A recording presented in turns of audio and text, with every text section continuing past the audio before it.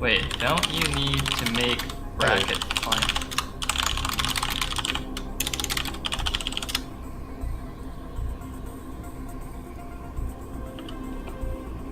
Hello. Yeah, so the way I believe it works is, the tournament started itself, so that's cool. We're good. It's all ready. It's all good. I was like, why would I pick a game and then you like mess up the bracket again and that doesn't even exist anymore? I was like, huh? Yep, so we are now live, I believe, so I'll switch off of my live shortly thingy that I had going. I'm on the wrong screen. It's all good. We're ready. So, I mean, it's been a long week, but here we are. It's Friday, it's the weekend, and it's time for Clash for Char again. And Kix, somebody just donated $100 on Match Arena, so we have a total prize pool of $200 now. Holy moly! Kix is looking. Oh my god! Who is it? Gabriel Villain says, "Save it from the BM guy." So there we go. I think Gabriel Villain is Black Drone, so I'm not too sure. Can't be sure. Can't remember from last week, but thank you very much for the donation so far. Just shout outs to Byron Felt, who donated $87, Cheesecake Scribble, who donated $12 and said let's keep these tournaments going, and Demian Broodwell for his $1 donation again. So yeah, kind of crazy. $200 donation to start with. That's kind of crazy. I think that's my highest prize pool so far. That is pretty cool indeed. All right, so yeah, I'm just having a look at the brackets here to pick a match. And to all the viewers, do you guys want to watch the closest game that I can find, or do you want to watch somebody famous like Ret or Eonzer or whatever? Because of course, since this is a seeded bracket, most of the initial matches are fairly, or the initial matches that involve known players are relatively one-sided, I would imagine. Whereas we could, for example, watch something like, well, actually, something like Iwakos versus True Touch could be okay. I know Iwakos has taken games off top-level players, although he disconnects a lot, though. So I don't know if there will be any lag in the game. Yeah, he is like really weird for disconnecting. Like, he'll start tournaments, he plays like his first round game, and then he disappears, and it's like, huh, that's kind of crazy. I'm just making sure I update my my good old timer to give the correct brackets like your Moobot is. Unfortunately, I don't have a lucky noob bot that is completely sentient, so I need to make my own one. Wait a minute. Our play is in here. Oh, so isn't that like Marwyn or Gargoyle or something? I totally missed that on the player list. Holy. Yeah, the brackets are incredibly stacked. Like, there are so many good players in the bracket this week. I was trying to seed it, and it was so difficult because there is just so many good people. So I seeded it to the best I could. Hopefully it's not too much of a problem. I'd just like to mention the map pool that is up on my stream at the moment. We start, well, in a best of 5 situation, which will be the finals. It will start with Triathlon, a really cool 3-player map. Odd Eye 3, 2-player map. Colosseum 2, 4-player. Athena 2, I believe that's 3-player, and then we finish with Dante's Peak SE. So, kind of got my I got my inspiration for the map pool this week from the MSL, because they are all MSL maps, so it should be pretty fun. That does indeed sound awesome. Yeah, good stuff. Man, if we can so we can do Iwakos versus True Touch first, right? And then if our play actually wins against Dark Matter, which I'm pretty sure he's favored in, he will play against Terror, so we can do that TBT if you want. We can get a TBT in the first round, or the second round, technically. That would be cool. It obviously depends on how quick the games go by as well, so... Yeah. Well, Dark Matter is Terran as well, right? So that would be a Terran versus... That would be a TBT already first, so presumably Iwakos versus True Touch wouldn't take as long as a TBT. And then we can go to the next one. Actually, I should probably show the bracket on stream. I'm talking about this bracket, and nobody can see it. You guys can type !bracket bracket in the chat if you want. So this is what I'm talking about. So I'm looking at Iwakos True Touch right here. And I'm also looking at Dark Matter versus Rplay, where if Rplay is actually Gargoyle or Marwyn or whoever, he'll probably go on to play against Terror, and that should be an insane match. But you can see so many cool players in here. In particular, Rhett is playing today. Has he played any other tournaments recently? I can't think of any. I can't think. Well, I can't remember seeing him in any. I mean, I don't even think he played in the Italian Open either. So that's kind of crazy. That is indeed. And yes, Awerty Money King is shiny, for sure. He is playing again. I believe he won the last Clash for Char. He did, yeah. He won number 5 and Terra came second. So they ended up winning the best seeds for today. So they got 1 and 2 since they were the finalists from last week. And then I seeded everyone else based on previous skill, so... Dude, Twitch login ID. I think Rhett's in pretty decent shape. Didn't he get up to like 2700 or something? MMR? He dropped down a little bit yesterday because he kept getting laggy games, but I think he'll do decently well. I mean, it will be interesting to see how Rhett does, actually. I've not really been able to catch his stream until today when I was watching when I was trying to set everything up. So basically, not too sure of his position, but I mean, we've got other people. There's every winner of Clash for Char so far, minus, let me double check, but I think every winner minus Scan is actually playing today. So, nice. So we've got Eon playing, Dandy's playing, oh, Norgrim's not playing, he won week 3, I forgot about that, and Scan's not playing, but Shiny's playing. So, I mean, 3 out of 5 finalists from before, so yeah. I wonder what Scan's doing. He seems to not be playing in these anymore. Well, last week he was going to play, then he forgot to actually sign up. So it wouldn't surprise me if he did that again, or maybe he's just busy. Fail fish. I've not seen him streaming for a few days either, so maybe I've just been looking at the wrong times. No, I haven't seen him around either.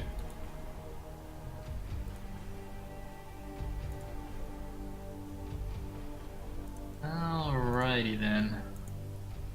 Well, I guess we'll just chill for a second. I'm gonna start spamming Matcherino in the chat. Guys, you want to contribute to the prize pool? Matcherino link is in the chat. We're up at $200 already. Again, thanks in particular to Mr. Gabriel Verlaine and Mr. Byron Felt. You guys are awesome, as are Mr. Cheesecake Scribble and Dimian with the classic $1 donation. I did try to bribe Morrow to play today with $1, but he didn't go for it. I tried, guys. I tried. And by the way, Byron Felt is in fact Otro, I think. I keep thinking I'm saying his name wrong. I'm not entirely sure, but the savior of esports, subscribing to both me and Sale, and then donating. Yesterday, his donation was $50, and he has just basically. I mean, he's upped his donation by $37 today, which is kind of crazy. So, pretty cool. Oh yeah, that is Okro, isn't it? I keep forgetting. Nice. Alright, I don't know what's going on with Abacus. Oh, he said he needs 5 minutes. Okay. I wish there were timestamps in the chat. Can you enable timestamps in the chat log? I don't think so. It would be a useful, like, quality of life addition though. I've not really seen one of those in quite a while. I mean, well, obviously there's a lot of quality of life changes, but at the moment when I watch their like things they're working on, and they are working on like chat commands and everything, but I guess they've not really thought about putting in. Yeah, fair enough. Hey, I got a donation from Dippin. Thanks so much, dude.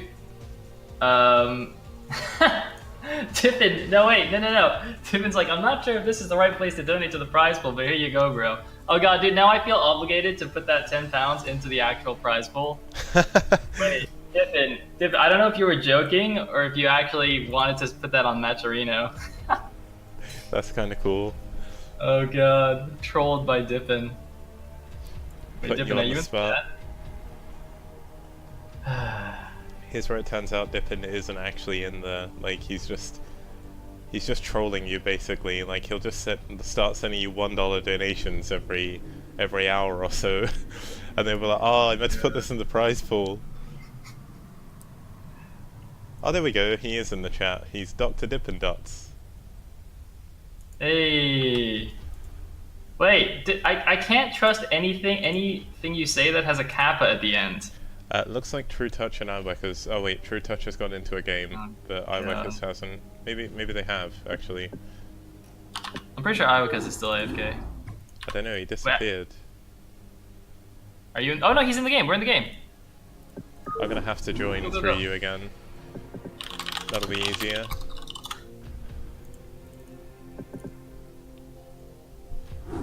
Dippin is apparently secretly from the IRS. Oh God, no! Not like that. Wait, no, I'm in England. IRS can't touch me. Ha! Ha ha! We have HMRA, don't we? So maybe he's actually from the HMRC. Oh, we're starting. That was quick. We're on Coliseum. That was quick. I was completely unprepared. Yeah, my overlay isn't ready because I had no idea what maps they were going to play. So we'll just sort that out for the next game. Until now, guys, we're just gonna look at the beauty of Coliseum just on the middle of the screen. It's all good. Indeed. And spawning on Coliseum at the top left is the yellow Zerg. We have Mr. Iwakas. Then spawning as the green Zerg, we do have True Touch himself in the 2 o'clock position.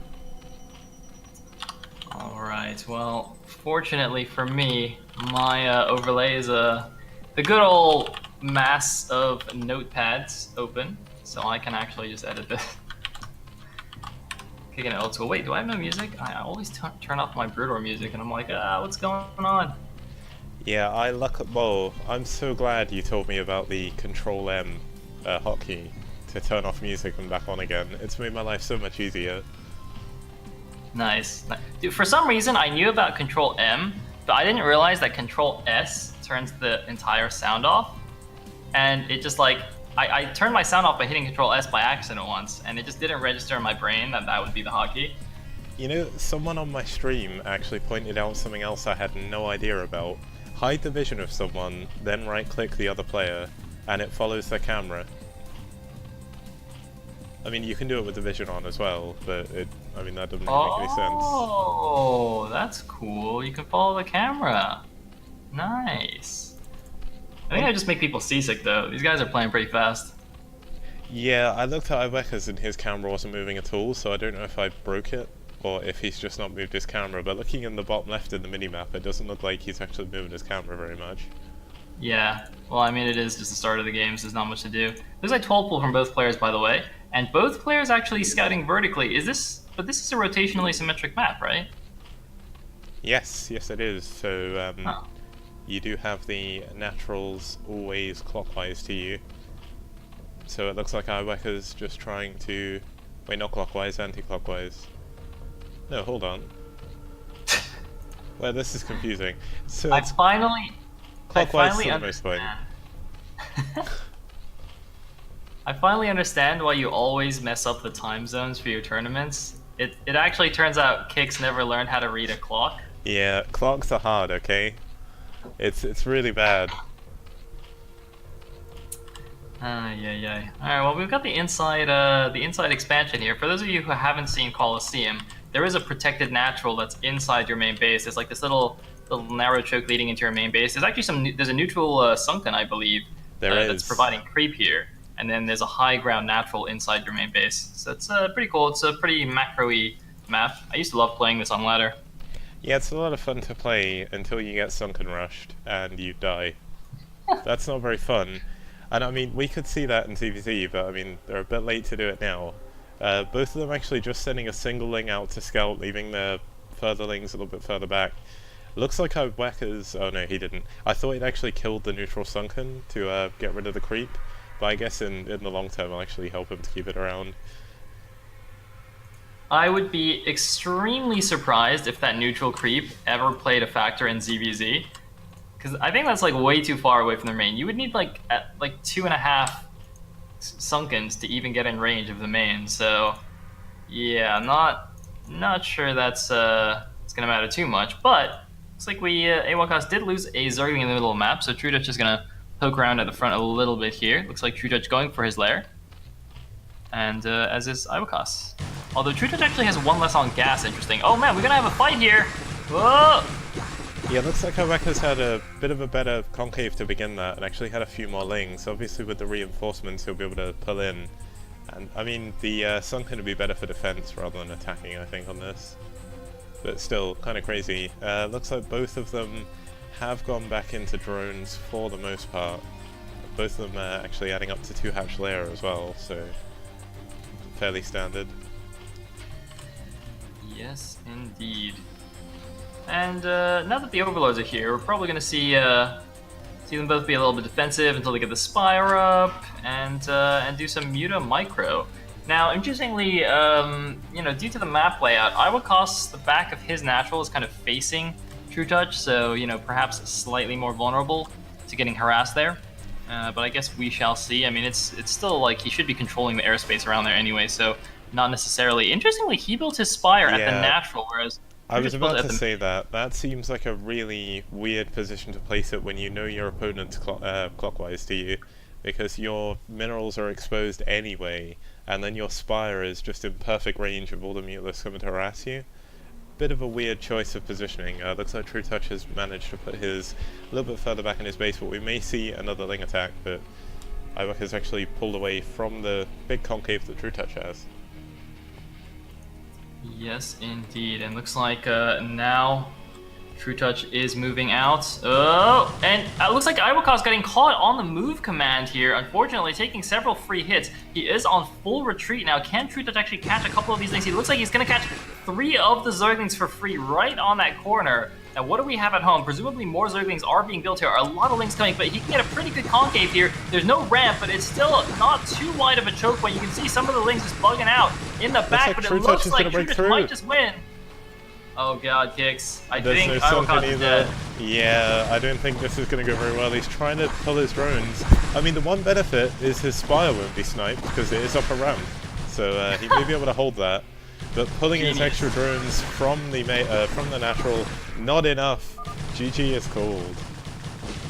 And True Touch takes game number 1 against Iwakas. Is this best of 3 all the way until finals? Yes. Yeah. Alrighty. So we're gonna have to... Looks like someone's looking for me. Yeah, I guess we'll find out what the next map is.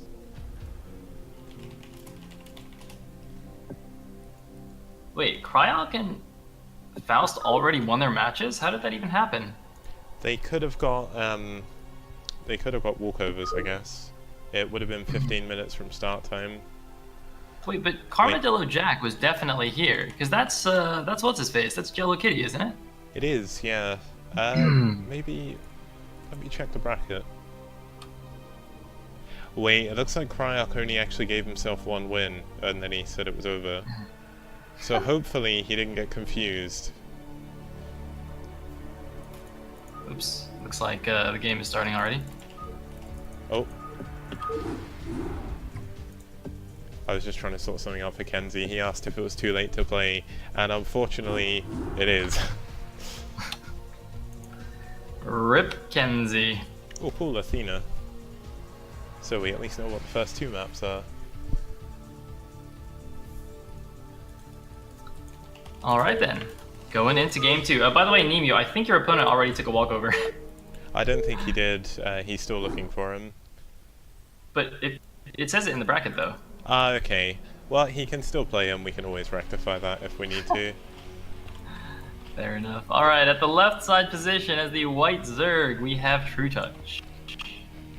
Then down here in the 6th o'clock position, we do have the teal Zerg, Iwakas. Alrighty, True Touch with the 1-0 lead here in the round of 32. This is a single elimination tournament, so Iwakas playing for his life. And Athena, how the heck does this map look? Alright, so we got like a natural over here. Wait, this is like, oh man, there's like so much space behind it, airspace. Alright, where is the 3rd base? 3rd base is like, wait, is it like a double base over here? Wait, is this a main? Oh no, the 12 o'clock, that's a main. Alright, wait, so it's actually... Wait, where's the 3rd base? I guess it's over here, on the bottom left. Yeah, there's some really crazy base layouts on this map. It was used for a couple of MSLs. I think it may have been in Pro League for just a little bit, but it was removed. There was like a weird, at least in the original version of Athena, there was a weird warp hole on the ramp. I don't know what you'd call it. I think it's a black hole, isn't it, rather than a warp hole? Yeah. But yeah, yeah, they had to make an SE version of Athena too because that carried over. It's mainly on the 2 o'clock main. The third base, I believe, is actually the 12 o'clock, because that isn't at main, I don't think. That's just a sort of third base. You can also take the fourth base there as well. Oh, because it's a 3-player map. Yeah. Oh, I see. Wow, wow. So, because the 12 o'clock definitely looks like a main natural config, doesn't it? Even though it's a bit small. But yeah, interesting. Interesting. I see. Okay, both players going 9-pole, by the way, but True Dutch getting the Overlord Scout in the correct direction, so he's actually going to have a pretty big advantage here. It's going to be quite bad for Mr. Iwakas.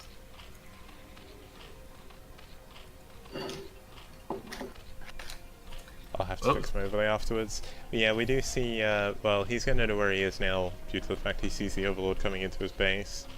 Looks like both of them staying on one base here. I wonder if it's because they don't actually know which way the natural is, which would be kind of funny. But maybe they don't want to risk it. Yeah, that would not surprise me at all. This is definitely a map pool that I imagine a lot of people aren't familiar with. I mean, I like crazy maps as much as, or almost as much as Kix does, but I'm not familiar with a lot of these maps either. Look, these lings don't know where to go. They're like, huh? What? Where's the base? You would think someone would open up the map on the thread and just have a look at it before you play it, but I guess maybe he was trying to sneak around as well, because there is that cool little path you can take around the middle base. He's gonna trap his lings. True Dutch is gonna trap the lings, Kix. Oh my god. He's going for the surround. But there's also more lings from Iwakas coming in behind, but I think he may be able to get all of these, and it's gonna put him in a horrible position. Oh man, I get so sad whenever the game lags a little bit. Like, I think it's just okay for us, and it's almost certainly Iwakas lagging. But I just get so sad. Alright, looks like Ling Speed finishes at pretty much the exact same... Wait, you can walk across that area?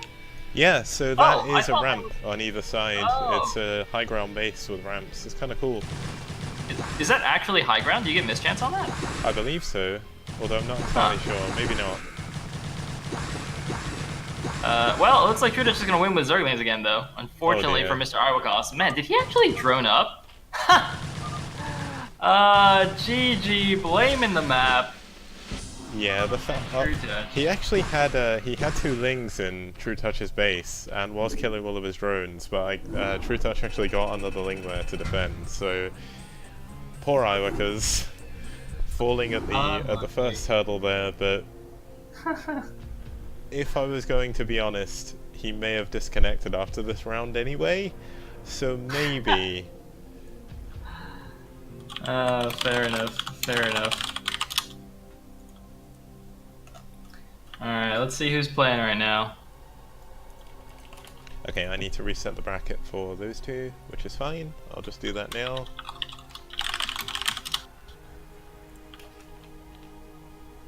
If I can actually Alt-Tab to my screen. Alright, cool. So it looks like Nemu got to play after all. That's pretty awesome.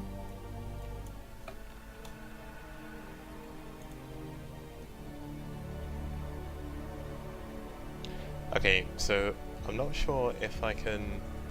yeah, reopen the match. There we go. That's how you do it.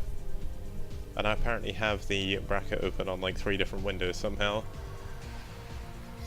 Nice. Okay, so what map or what match can we have next? Let's see who is still playing. Yeah, it doesn't seem like anybody's starting right now, so we might have to just wait a second for the next match. Cool thing is that allows me to do the last minute preparations I thought I'd already done, and then somehow they crept up on me and I hadn't. That's a very normal thing when it comes to organizing things. Like, I think everything is perfectly ready. Like, I've tested my overlay like 10 times or something, and then somehow it breaks. It's a work of art. Like, life imitates art in so many ways. Sounds good, dude. I definitely know how that is. Alright, guys.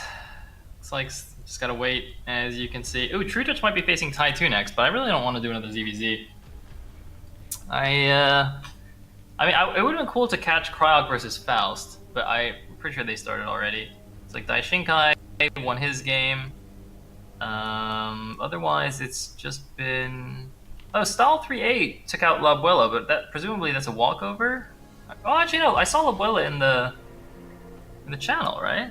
Yeah, he's actually here, so I guess that was a legit win, huh? Interesting. I think if no other games turn up, we should definitely do Tai 2 versus True Touch, especially because Otro is saying the same thing. It is going to be kind of crazy. If you think about it, both of them have pretty good ZVZ. So even though we did just see a ZVZ, I mean Tai 2 and True Touch have both had like 30-minute ZVZs in the past like 4 weeks. So it could lead to a really crazy series. I think Faust is... Yeah, that's fair enough. Oh, Faust is in the channel. Okay. Yeah, I don't get it. I thought he was playing Cryok, but he's actually here.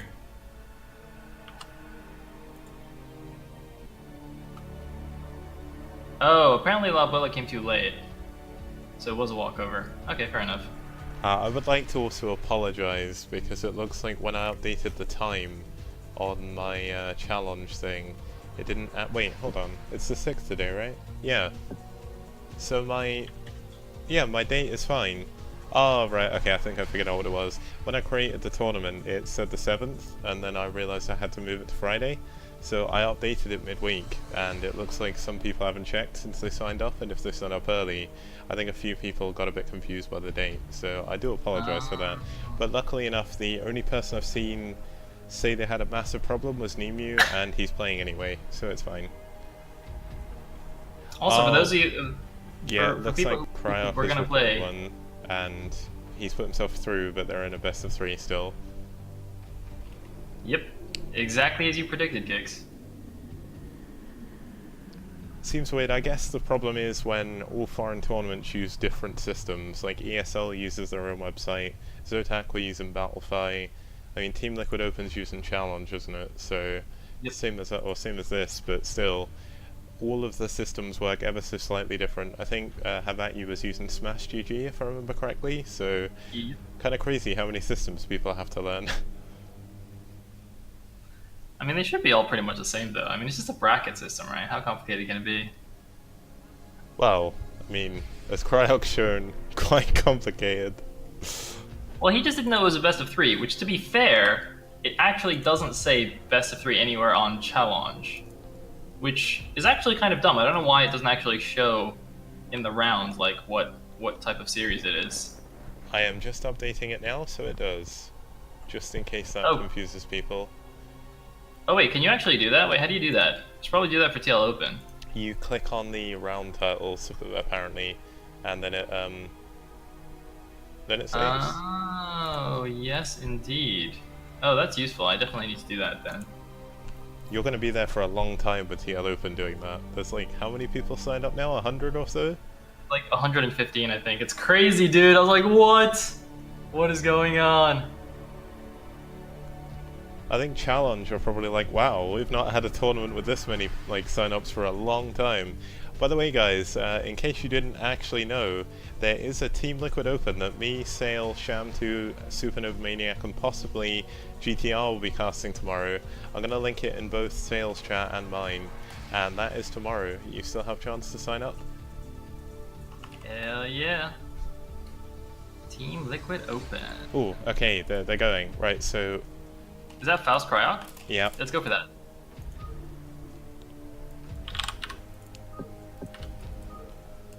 Right, I need to get them to wait just a second when I join. Wait.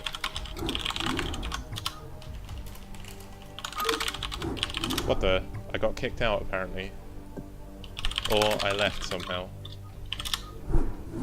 So the banned Triathlon and Athena. Just telling them to wait just 1 second because I've just reopened my overlay and I just want to make sure that it's actually turned on this time. Cryop's Terran, isn't he? Yeah. So they banned Triathlon and Athena, which means I believe, judging on map order, which I actually had open as well, it should be Odd Eye, Colosseum, Odd Eye, then Dante's Peak. I'm just going to double check, just so we've got everything ready. I had all this open, then somehow it closed. Okay, so we've got Odd Eye, Colosseum, then Dante's Peak finally. So let's just quickly pop that in. And by the way, it's Odd Eye 3 in case you need to put that in your overlay. Nope, got no maps in my overlay. Far too complicated for me, although Foxen did suggest it. Actually, I probably should though. Think about that. Oh man, wait, isn't Odd Eye super Terran favorite in this matchup? It was, but it wasn't played much. This is the disconnect map. What? It was, but it wasn't really played all that much. When you look at the amount it was played, it was kind of one tournament. Like, it's because they made so many different versions.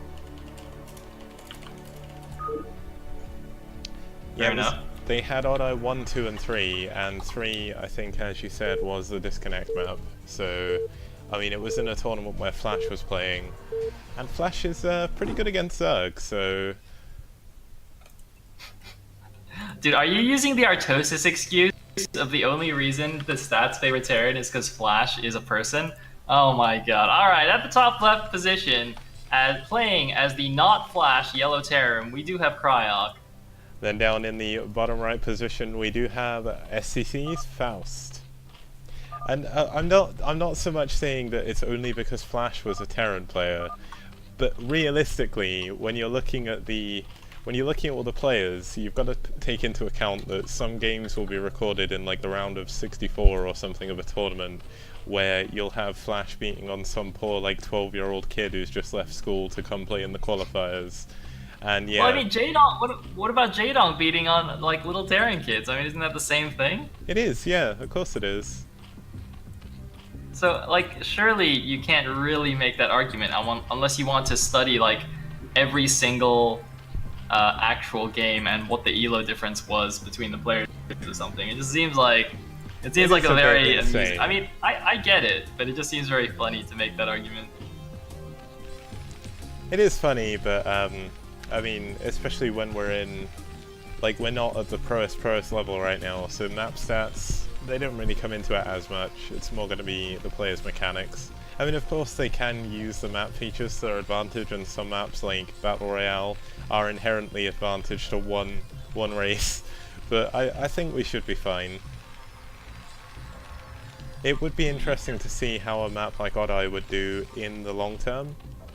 Now, one thing that may come into Faust's favour here, Cryok is of course a very good foreign Terran player, but Faust, much like Tai 2, SCC buddies, the Worker Rush duo, they're pretty unorthodox, so it'll be interesting to see how Faust actually plays this out. Well, it looks like he's gone for a 12 hatch. Where does Zerg take their third, by the way? Because I can't see a third base that can actually be defended by 3 lurkers. All the bases that I can see have multiple entrances. I would imagine you would take it so in the 6 o'clock position, because you have your... I mean, to get there, you have to run the whole way around the map, and you have the... It is a wide ramp, but you should be able to defend it. Wait, what's 6 o'clock? You mean the mineral only? Ah, that's a mineral only, isn't it? Okay, I guess bottom left? You see, and that's so open, right? You see what I'm talking about? You see, this is exact... Okay, that's why the map's Terran favored. I see it. How do you take a third base as Zerg on it? Oh god. Alright, well, let's see how Faust does it. Let's see if Faust even knows what the map looks like. I mean, he could just go for the double gas, not realizing it's super open. See, now... To be fair, if you open aggro build, it might not matter that much. Yeah, one thing to know about Faust as well is he actually studies the maps that he's going to be playing. So for PATL, he played about 20 games against me on Sim Peaks of Baekdu, so I have a feeling he would have at least tried the map, and he has a plan, I would imagine. I mean, he's going for his third hatchery in his natural for one, which is kind of interesting in ZVT. Yeah, I mean, I guess he has a reason for this. I don't understand what it is though. I mean, if he was gonna put it here, why not put it touching the cliff to block a vulture run by? Okay, that would make some amount of sense to me. But he just put it touching the other hatchery, so it doesn't even block anything. I guess technically, if you saw a vulture coming in, you could build like an Evo or something to block. But I don't know why you wouldn't just put it against the cliff in the first place. In the meantime, it looks like Cryok is just taking a gas. Yeah, Cryok is going for the +1/5 racks build, I think. We're going to see the engineering bay coming up now, which it is. He'll put 2 guys in gas until 88 gas, and then he'll pull them out and start adding his barracks on, well, after his academy. So, pretty standard opening from him. And it looks like Faust is just going to head straight up to there, getting a second gas, which usually means we'll see some muters, I believe. I'm not au fait on Zerg builds, but I think the earlier second gas does point towards that. Yeah, I mean, guessing muters, you're going to be right the vast majority of the time. Interesting that we have an early sunken. It's quite a long map, isn't it? So he's morphing the sunken already, but that's not necessary. He's got all the vision at the front, right? You could definitely leave that as a creep colony for now. Maybe. It looks like, wow, is this SCV actually going to get away? Possibly. He should be able to catch it with the other Ling, though. If he pulls that other Ling back down, he should be able to get it.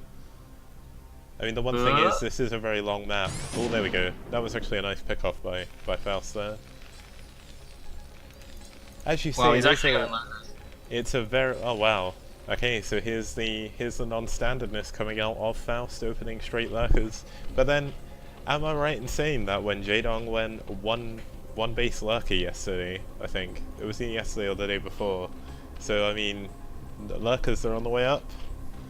Do you know what build Jaedong did on this map on the power outage game against Flash? I can't remember, but all I remember there was early Lings, and then I think he went mutelisks.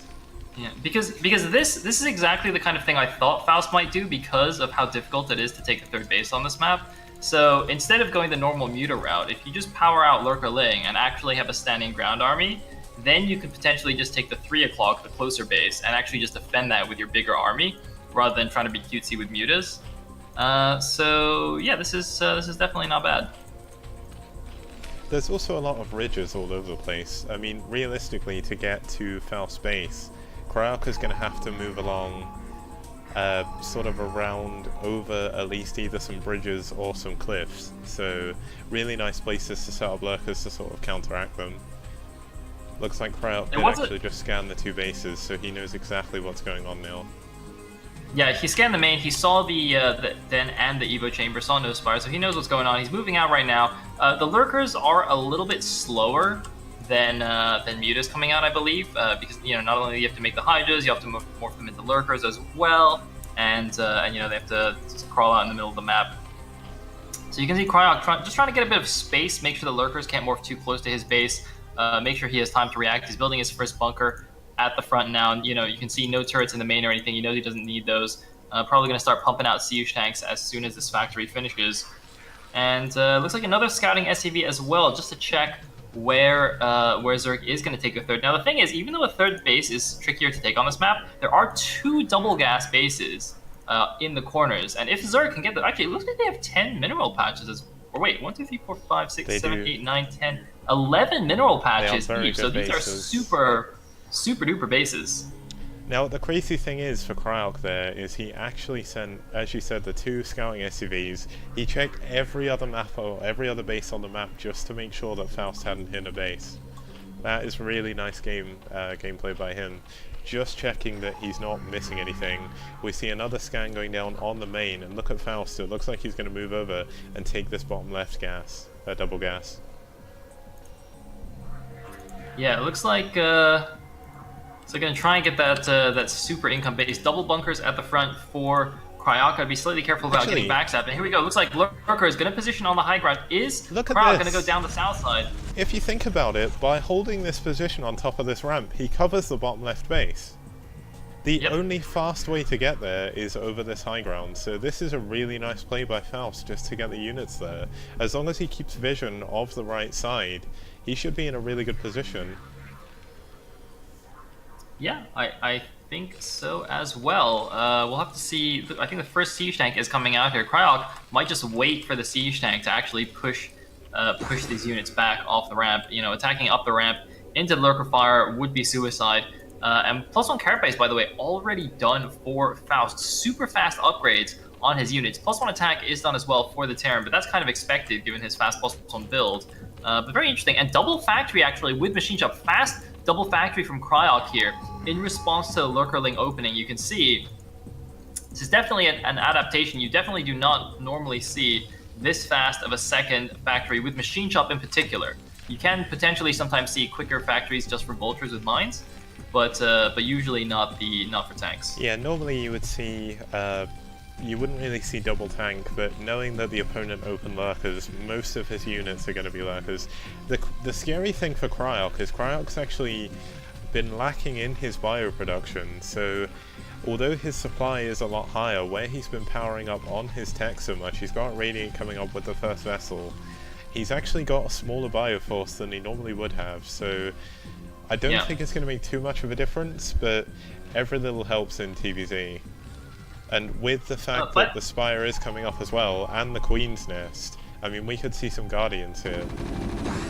Yeah, I mean, you do want to get the Spire anyway for Scourge, for dropships, and Science Vessels, otherwise you don't have good answers to those. So even if you open Lurker, you definitely want the Spire eventually. Yeah. Twitch login ID from the chat makes a good point also, which is Cryok is being super passive right now because he's paranoid about stop Lurkers. He doesn't know, because he knows Faust open Lurkers, and until the Science Vessel comes out, he can't scan everywhere, and he's not Flash. He doesn't have a god sense of where stop lurkers are going to be, especially since I assume he's not very familiar with this map. So he just has to wait outside his base, massing up until the vessel comes out and protect him. He's seeing lurkers now, though. He's just done a big scan, which actually looks at every single lurker on top of that little hill area. So he should know that he should be safe to move around the right. But how is Faust going to react to this?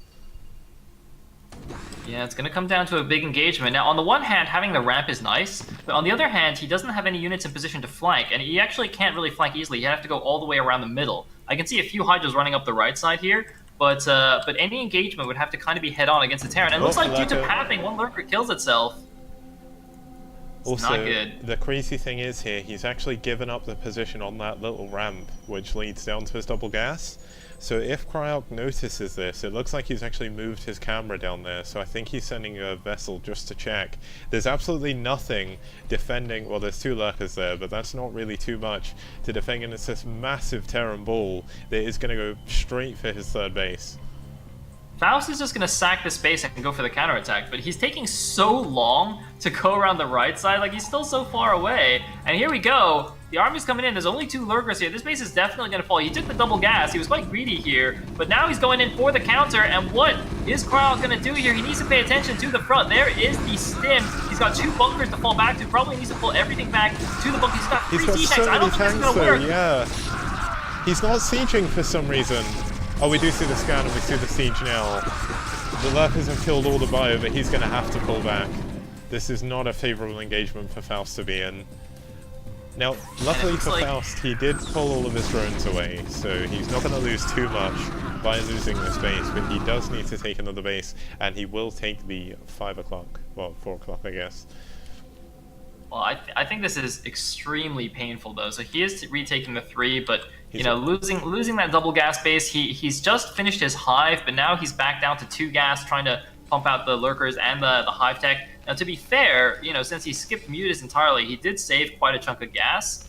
But you know, he's also been rushing his upgrades. He's got +2 carapace already. Actually, does he have melee attack yet? No, he's just got +2 carapace. He's getting ultralist now as well as taking that top right base as well. So he's not in a terrible position, but he is ever so slightly further behind than he'd like to be. He really does need Defilers with Swarm though, and he doesn't have a Defiler mound yet, funnily enough. He's going kind of crazy Zerg, where he's just skipping Defilers for now and going straight into... Well, this could actually be a really good flank if he can pull this off. I don't know if he knows about the army there though.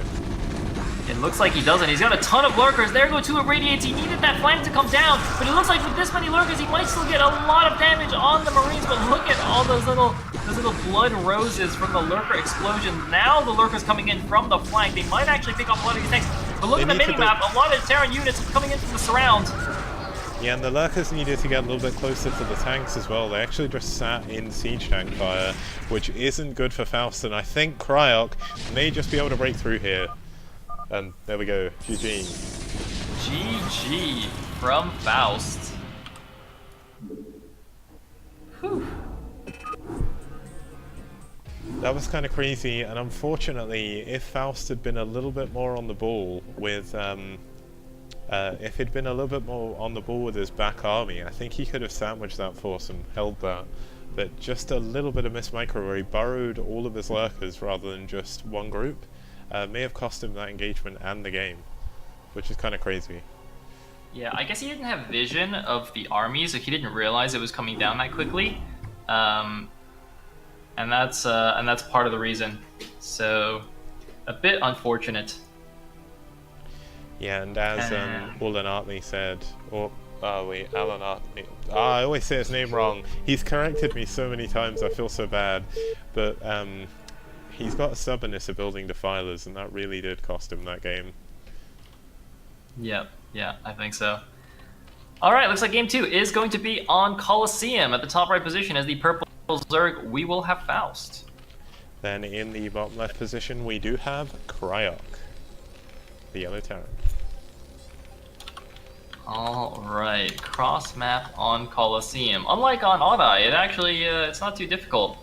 Third base on this map. Well, having said that, there's no like nice ramp for the main, but you can potentially as a Zerg, you can take another natural, like an inside natural as your third, because that has a normal ramp leading up to it. Sail.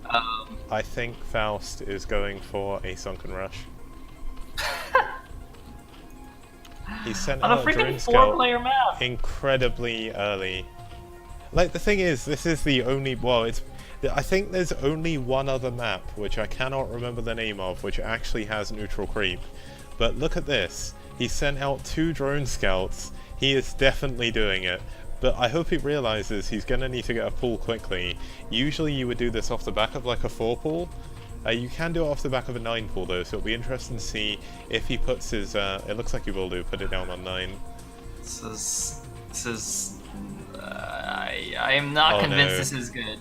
It's definitely good, especially if Cryok is going to try and wall this. Cryok is walling it, but he is attacking that neutral sunken, but he's not going to be able to get it quick enough. But the thing is, there's no spawning pool. Exactly. Maybe he's faking it, although that would be incredibly weird. Oh my god, is he proxy hatching? Is he doing the Lucky Noob build? Oh no. This is like next level sunken rushing on this map. Look how scared Cryok is of that sunken rush as well. He sent 2 SCVs primarily with the goal of taking out that neutral sunken there and getting rid of the creep. But I hate to tell you this, Cryok, but there's going to be more creep outside your base in a second, and it's not in that direction. And there we go, the spawning pool does go up on 30, or on 9 supply still. Wait, on 9 supply? Oh, did he? Oh, he didn't make an over. Okay, so this is a proxy 9 hatch, 9 pool, Ling sunken all in. Oh, I see. I see. Okay, now I'm a slightly more of a fan of this build. I was like, it's not really the right timing if you're not going 5 pool, as you said. But now it actually works. The reason I'm not convinced about the 5 pool is if the Terran sees this, even if it's a wall, you can just pull like 8 SCVs and just kill the sunken so fast. SCVs are so strong in the early game, even against Zerglings. Like, okay, so I do not envy Zerg going 5 pool against. Yeah, from experience, when you pull SCVs, they don't manage to kill the sunken before the Lings kill them. The only way you can hold this is just above the wall on the natural cliff. You can build a bunker, and that just has enough range to attack the sunken. But as long as the Zerg keeps reinforcing with Lings, then they're not going to lose. But basically, I've not played against what Faust is doing, but Faust has clearly practiced this for this map. This is certainly not something he would just randomly pull out. Oh my god. Presumably this is a Ling-type wall, so he's gonna need the sunken to force a lift or something on the barracks, I guess, but he's on the bottom side, which means the sunken won't actually range the depot. Yeah, but unless he can build it right on the edge. I'm still not 100% convinced that this is gonna work, but either way, it's super awesome. And he's facing a 1-Rex expand, which is pretty much as good as he can hope for. And here we go. Now the Link's coming down. All right. Look at him waiting for the creep. This is crazy. He's just got that. He's got that. There we go. The drone does go Oh down. god. I mean, it looks like the SCV did actually scout the creep, so he knows exactly what's going on. Is he going to build a bunker? He needs a bunker, like, right now. Because the second this wall goes down, he is, like, yeah, there we go. He's got a bunker, but I think this sunken on top of the cliff is actually in range of that. And he can also do the... I believe that you can do the range bug, can't you? Where you attack something in range, then attack something out of range? That only works on the diagonal, I thought. Does that really work sideways? There's no way that works horizontally, is there? That would be crazy. Well, I guess we'll find out. But look at this, he's just attacking the depot, so either way, Cryok is gonna be supply blocked here. Although no, he's actually built more depots than he needs, so that's gonna help him. But he is gonna lose his one and only barracks. This is gonna be quite bad. He hasn't started another barracks yet. Oh my god, there's so many lings! The double wall in, look at that, he builds a depot and a barracks on the top side to block it. Wow, Cryok, the genius, look at this, completely shut it down. That was amazing, did you see that, Kicks? He built a barracks depot wall on the top side. That was really good, my God. but I still think Cryok is in trouble. He's gonna lose his marines, and I mean, it's just lings versus SCVs right now. I mean, it looks like SCVs are pretty strong. And he won't be able to carry on the creep push, because I don't think the creep goes down the ramp. But Dude, he's still going to contain. I think Cryok is fine.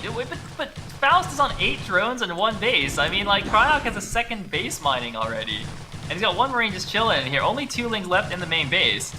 I mean, Faust, I guess, has to go for another Rumbi, maybe into the natural or into the main. And a Fire Bat is out. He went straight Fire Bat. I love it. Oh my god, the Fire Bat may die, though. That was actually a really good micro by Faust.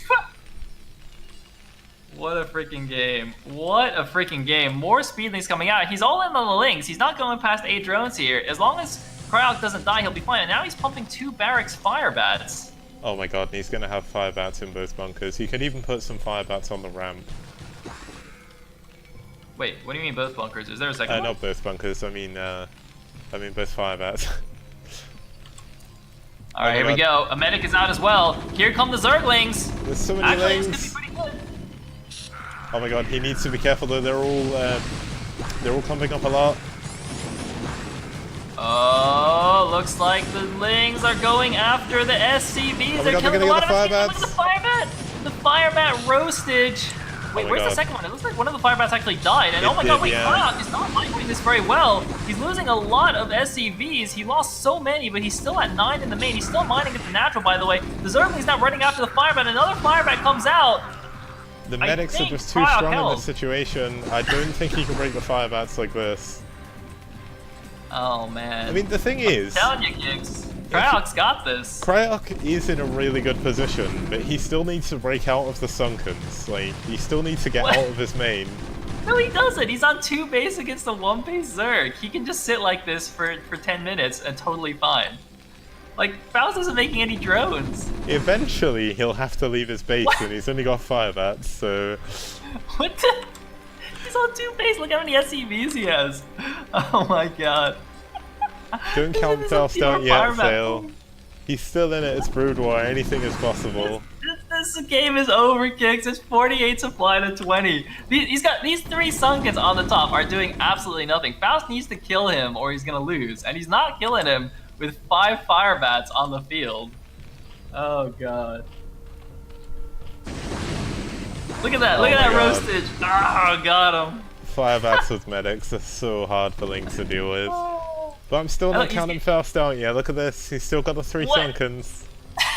Wait, he could just run up to the natural, but I don't think he's realized.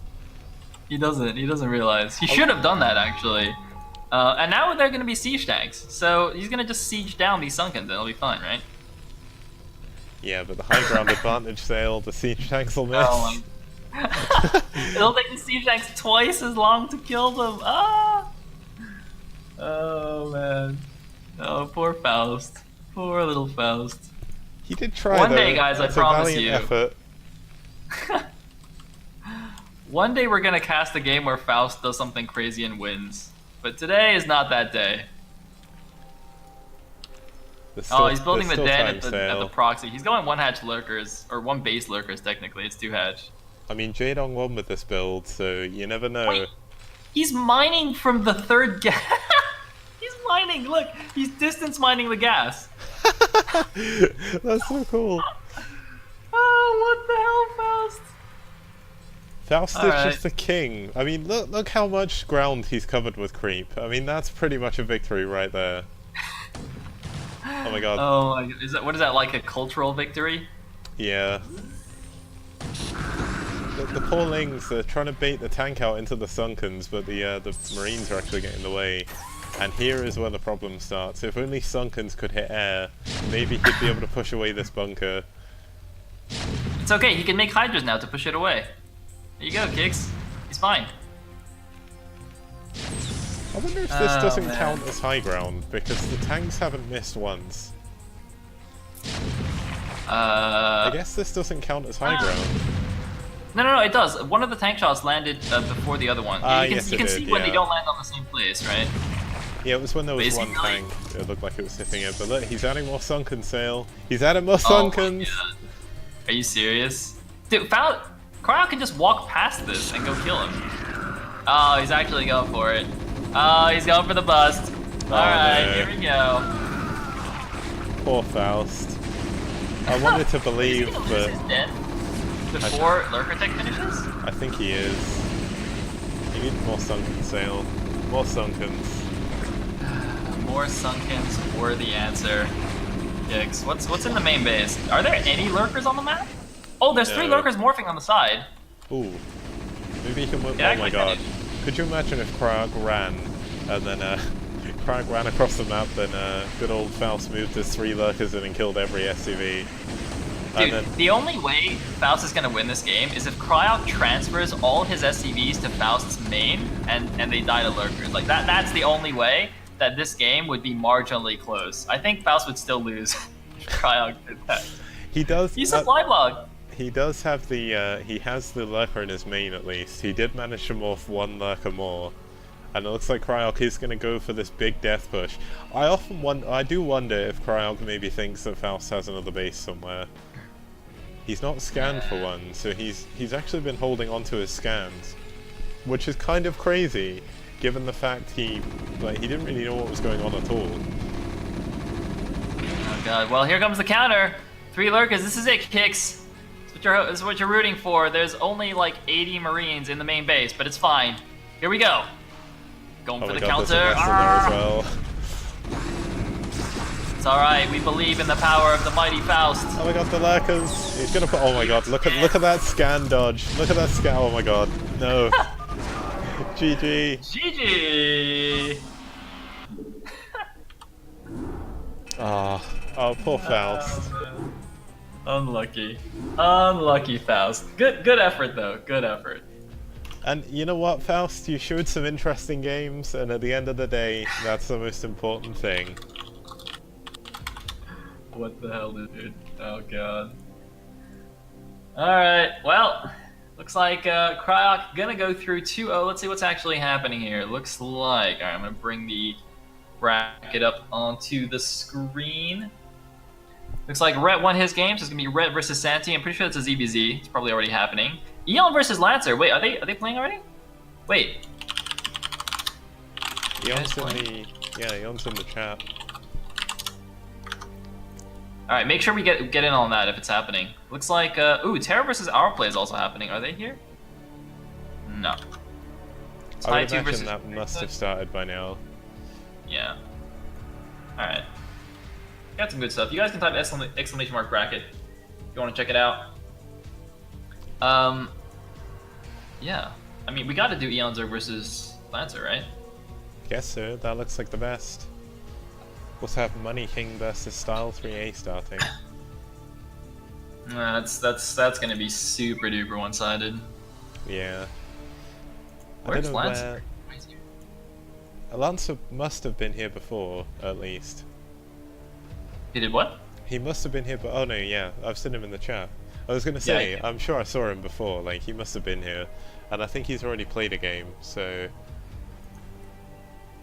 Unless he gave himself a walkover. Guys, my cat's trying to eat my grapes. Cat, say hello. Yeah, you probably shouldn't give your cat grapes.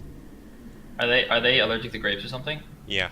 Well, it's either... Wait, is it dogs or cats that can't eat grapes? Either way, don't give your cat grapes. It's alright, she didn't actually get any. You hear that, cat? Kick says you're not allowed to eat grapes. If she's had grapes before and she's fine, I guess it's not a problem, but I wouldn't risk it. Nah, she just smells them and she goes away. She doesn't actually want them. The thing that used to drive my cat, well, one of my cats insane was anything strawberry. So you'd eat like an Angel Delight, and people, like Americans listening to the stream are probably like, what on earth is that? What? But it's like, I can't even explain what it is, like, but it's like this cool concoction that's kind of like a mousse. And my cat used to like come up whenever we'd eat strawberry and then just lick all the bowls because he loved strawberry flavor. Oh man, dude, my cat does that no matter what I eat. She comes to like taste all the human food. See, like, cats are cool. Like dogs, they like beg for food. Cats just come and get it. They know their place.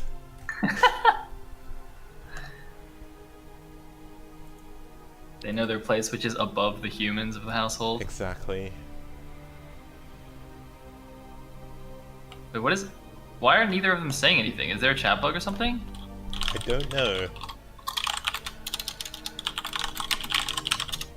I don't even know if either of them are there, even.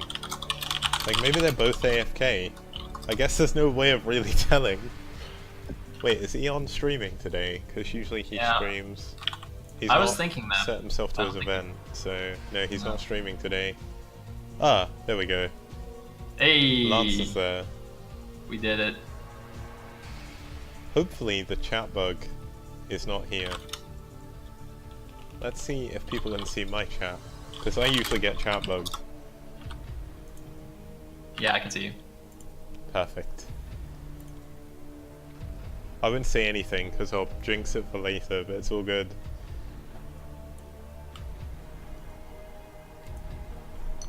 Honestly though, Sale, I was a bit worried because I did set the time for this for 7 PM our time, but I wasn't sure if we'd finish with the finals of Zotac by now, so it was a bit worrying. Wait. Huh? Don't worry. Wait, was that a joke about how long Zotac was taking? It was, yeah. Oh man. Totally over my head, dude. My bad. Oh, alright, I got someone it. needs I me. got it. Like, I'm gonna give you the haha in the chat. There you go. Nice. The funny thing was I hosted ODS Top was playing Broodwar yesterday, and as I went to sleep, I hosted him, and I tuned into his stream, and I was watching. I like he read out my name, and I was like, oh, this is gonna be kind of cool. But he nearly got it right. He was so close, and considering he's like native Korean, obviously, that was pretty impressive. Most English people can't say kicks, so it's all good. You mean Quicks? Quicks. I really should have thought of that when I came up with the name, because I never expected people to say it the wrong way. It's alright, I'm sure Idra never expected everyone to call him Idra either. It's not even his fault. That's Artosis' fault, isn't it? And even I used to call him Hydra until you pointed it out, and I was like, oh wait.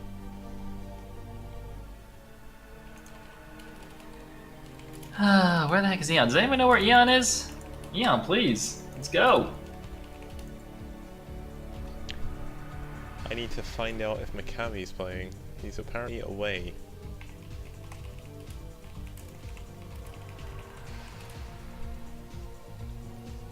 I mean, apparently grapes and raisins can cause kidney failure in cats. That's not good, yeah. It's like apparently, from what I understand, chocolate, I think it is really bad for dogs. Yeah. Maybe it's sweet.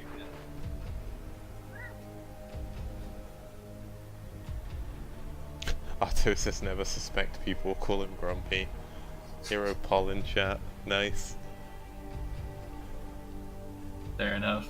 I saw Legionnaire talking about the Zotac LAN finals, the 20k ones, and it looked like he was a bit disappointed that Artosis in Control, Day9 and Tasteless weren't going to play.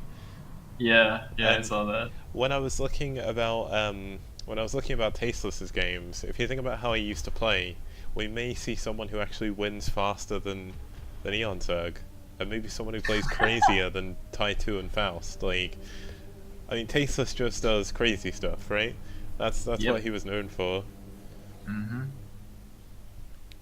Dude, I thought that was really weird though, because like surely there's no way those guys would actually be competitive against the active players right now, right? Like Day 9, I'm pretty sure doesn't have time to actually play. In Control is probably the most active of those four guys. Artosis I know streams a little bit, but he Yeah, lost to Cadenzi on Artosis, stream the other day, so I he don't think he's. he also gets very frustrated with pretty much everything. So, playing wise, he's not changed too much from like 2004. So, or 2000. Wait, that would be too early. 2006 or something. There was a really cool GIF of him actually like. I don't even know the context of the GIF. I really want to find out, but I was at work, where he's basically just like rolling his eyes and he takes his hand off the keyboard. It's like, what on earth? Nice. I can only imagine someone DT dropped him or something.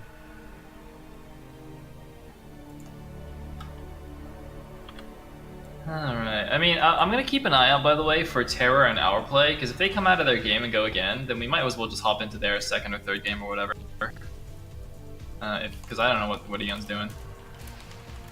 Oh, the winner of Eon Zerg versus Lancer X will face the winner of Rhett and Santi, so that could be like an Eon versus Rhett or a Lancer X versus Rhett matchup. Probably Eon versus Rhett, to be honest. I think Eon Zerg is a favorite over Lancer X. Yeah. Hopefully there could be some upsets today though. It looks like Nemu actually lost 2-0, so I'm not sure who he lost to. I'm actually just gonna check the bracket. Someone pointed that out in chat. Who did he For lose Nemu? to? Yeah, Nemu. He lost to Jose Lu, whoever the heck that is.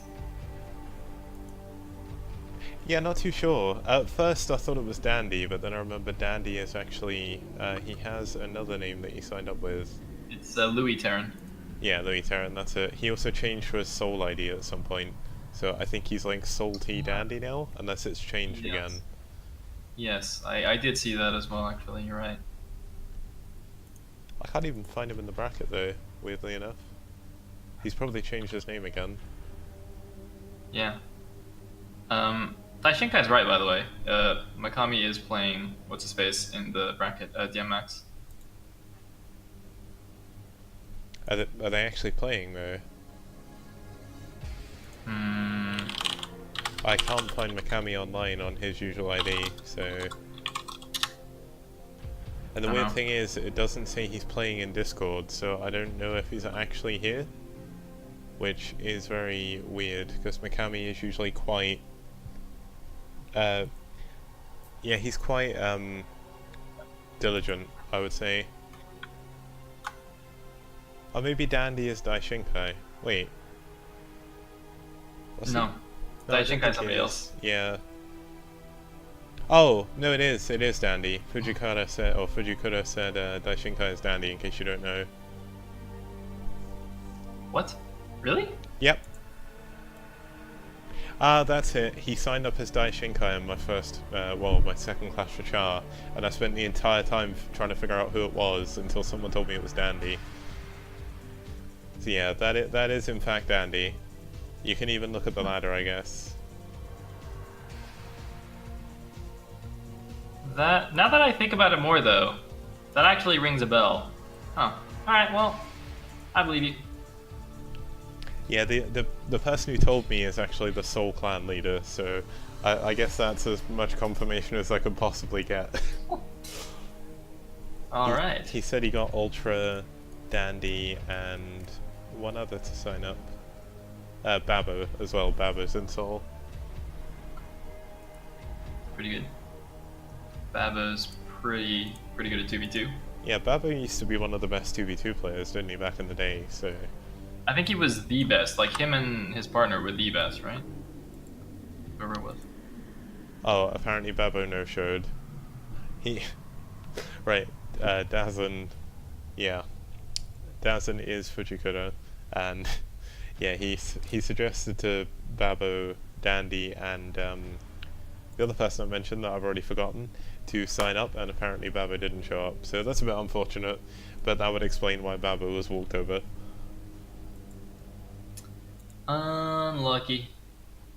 Dude, what actually happened to Eon? What is going on? Wait, Drone's here, but I don't see him in the bracket. Yeah, I don't think he signed up unless he's on like a different ID. Like, there's a few people that I didn't recognize the name of. Like, there's a guy called Nyon, who I've not seen before. And then pretty much everyone else that's left I've heard of, or know. So, kind of crazy. Maybe Drone didn't, maybe Drone's only just finished work or something. Came in late or something like that. A bit of an odd time to host it, but it was probably the best time I could find where A, we could both be available, and B, it was kind of semi in a time frame where we wouldn't be going till like 2 AM. It's just a bit unfortunate that, of course, most Americans are at work during this time, so it was sort of a best I could do at the, well, I'd say at the last minute. But, yeah, I've been rearranging it for a while, so it's cool. Dude, whatever, man. Dude, Americans get the freaking 20k Zotac Cup, so they've got plenty already. They do.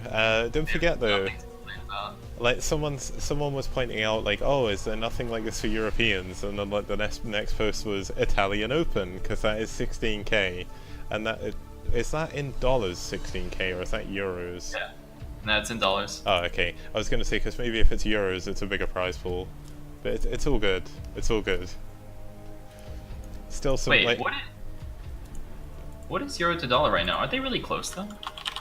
Not too sure. I've not looked at the. I've actually been scared since the Brexit vote to look at the currency converters, because I don't want to look how bad the pound is doing.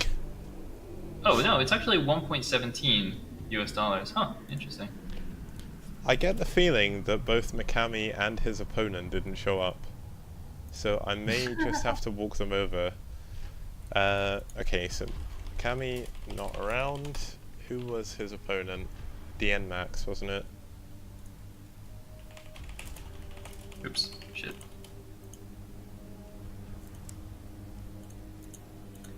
Sorry, keep talking, Cakes. I'm playing Minesweeper. Pro Minesweeper time again. Hopefully you don't get stuck with too many 50-50s this time. Dude, 50-50s are the worst. Some guy just came into your chat and said, wait, so it's the same game. I was watching English cast. Wait, hold on, is this the same thing? Guys, this is the Korean cast? Yeah, this is the Korean cast in here. This is the Canadian cast. It is. Okay, I am just going to walk over Dandy into the next round, and then he's going to be playing against True Touch. So, we could jump into that game if both of them are available. Oh, wait, really? Yep. Wait, is that like 2 rounds of walkovers? It is, but unfortunately, there's not too much I can do about that. Yep. Alright, well, Dandy vs True Touch, that seems good.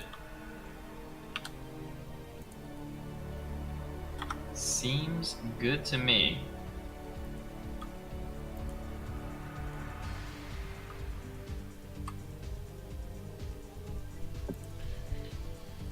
Okay.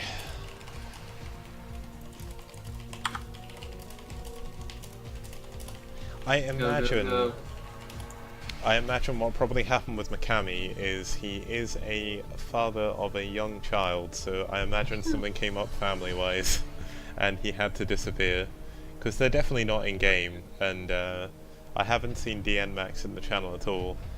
The weirdest thing was I actually asked Mikami, and well, 2 hours ago now. I was surprised that he signed up, because usually he's at work at this time, but apparently he's not at work, so I guess he's been called away on urgent family business. Fair enough. And Chava, what I can do is, a lot of people don't actually send me their replays, some people do, but what I'll do, if it's okay with the players, I will save the replays I have and put them in a map pack for everyone. Oh, looks like True Touch is getting ready with Dandy, if True Touch is actually there still. Looks like Dandy's ready. Cat, stop. You're not supposed to eat grapes. Freaking cat. At least, I must admit, I did something funny yesterday, because a few days after you said on stream you accidentally kicked your cat under your desk. I put my cat's food down yesterday, went to put her water down, slightly tripped, and spilled water on her head. She wasn't very happy. She ran off Nice. and like wasn't happy with me all evening, but it wasn't my fault. Uh-huh. It was all fine. I didn't do it deliberately. It's not as bad as when my one of my friends, when he was about 3 years old, threw a spoon at his cat because he didn't realize it would hurt the cat for some reason. That's a pretty horrible story. Rip. Rip cat.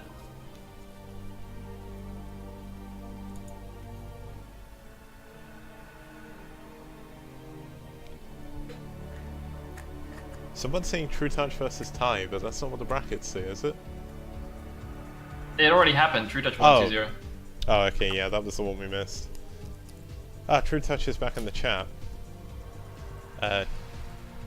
Wait, he is? Yeah. I can't see him talking. He's okay. When I say back in the chat, he's online.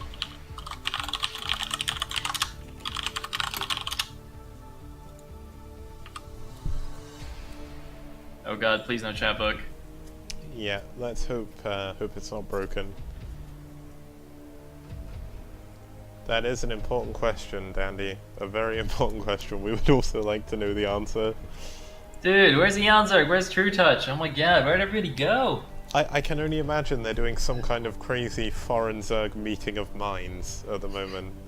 They're like Oh my God, melding dude. minds at the moment, just to... It's a secret strategy meeting to figure out how to beat Shiny. It is, but I mean, Shiny's not beaten Style 3A yet, and you never know what's gonna happen. Alright.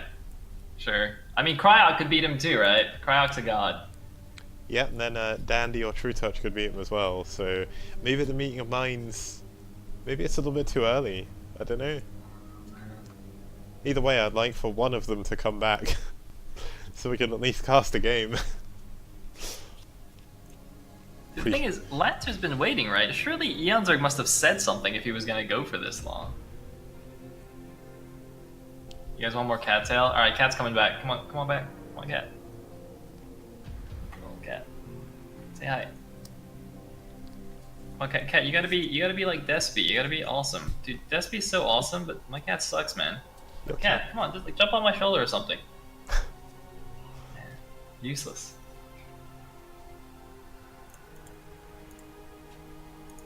Alright. I guess this is a Minesweeper cat stream, guys. It is, and on my stream it's looking at my cool overlay, just showing the... Well, actually, my overlay isn't even showing right now. I've got a cool back soon image, but there's no point really putting that up because we're not sure when we're actually going to be back.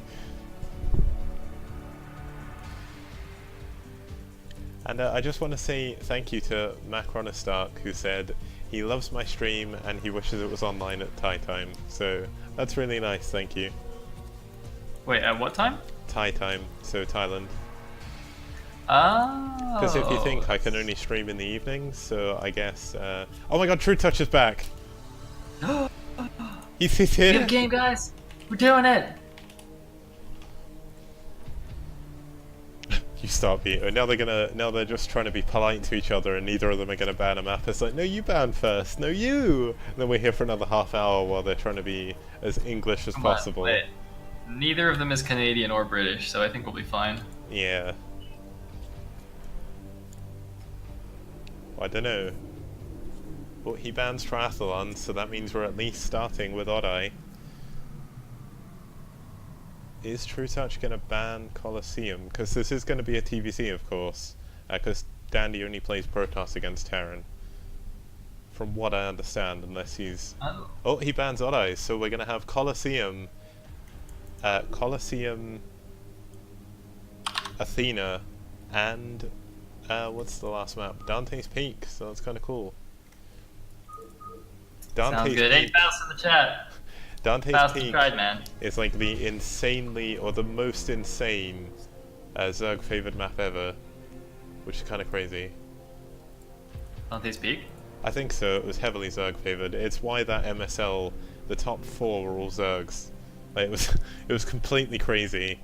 Like, oh, I need to join, don't I? You're already in the game. Why is Dante's Peak so good for Zerg?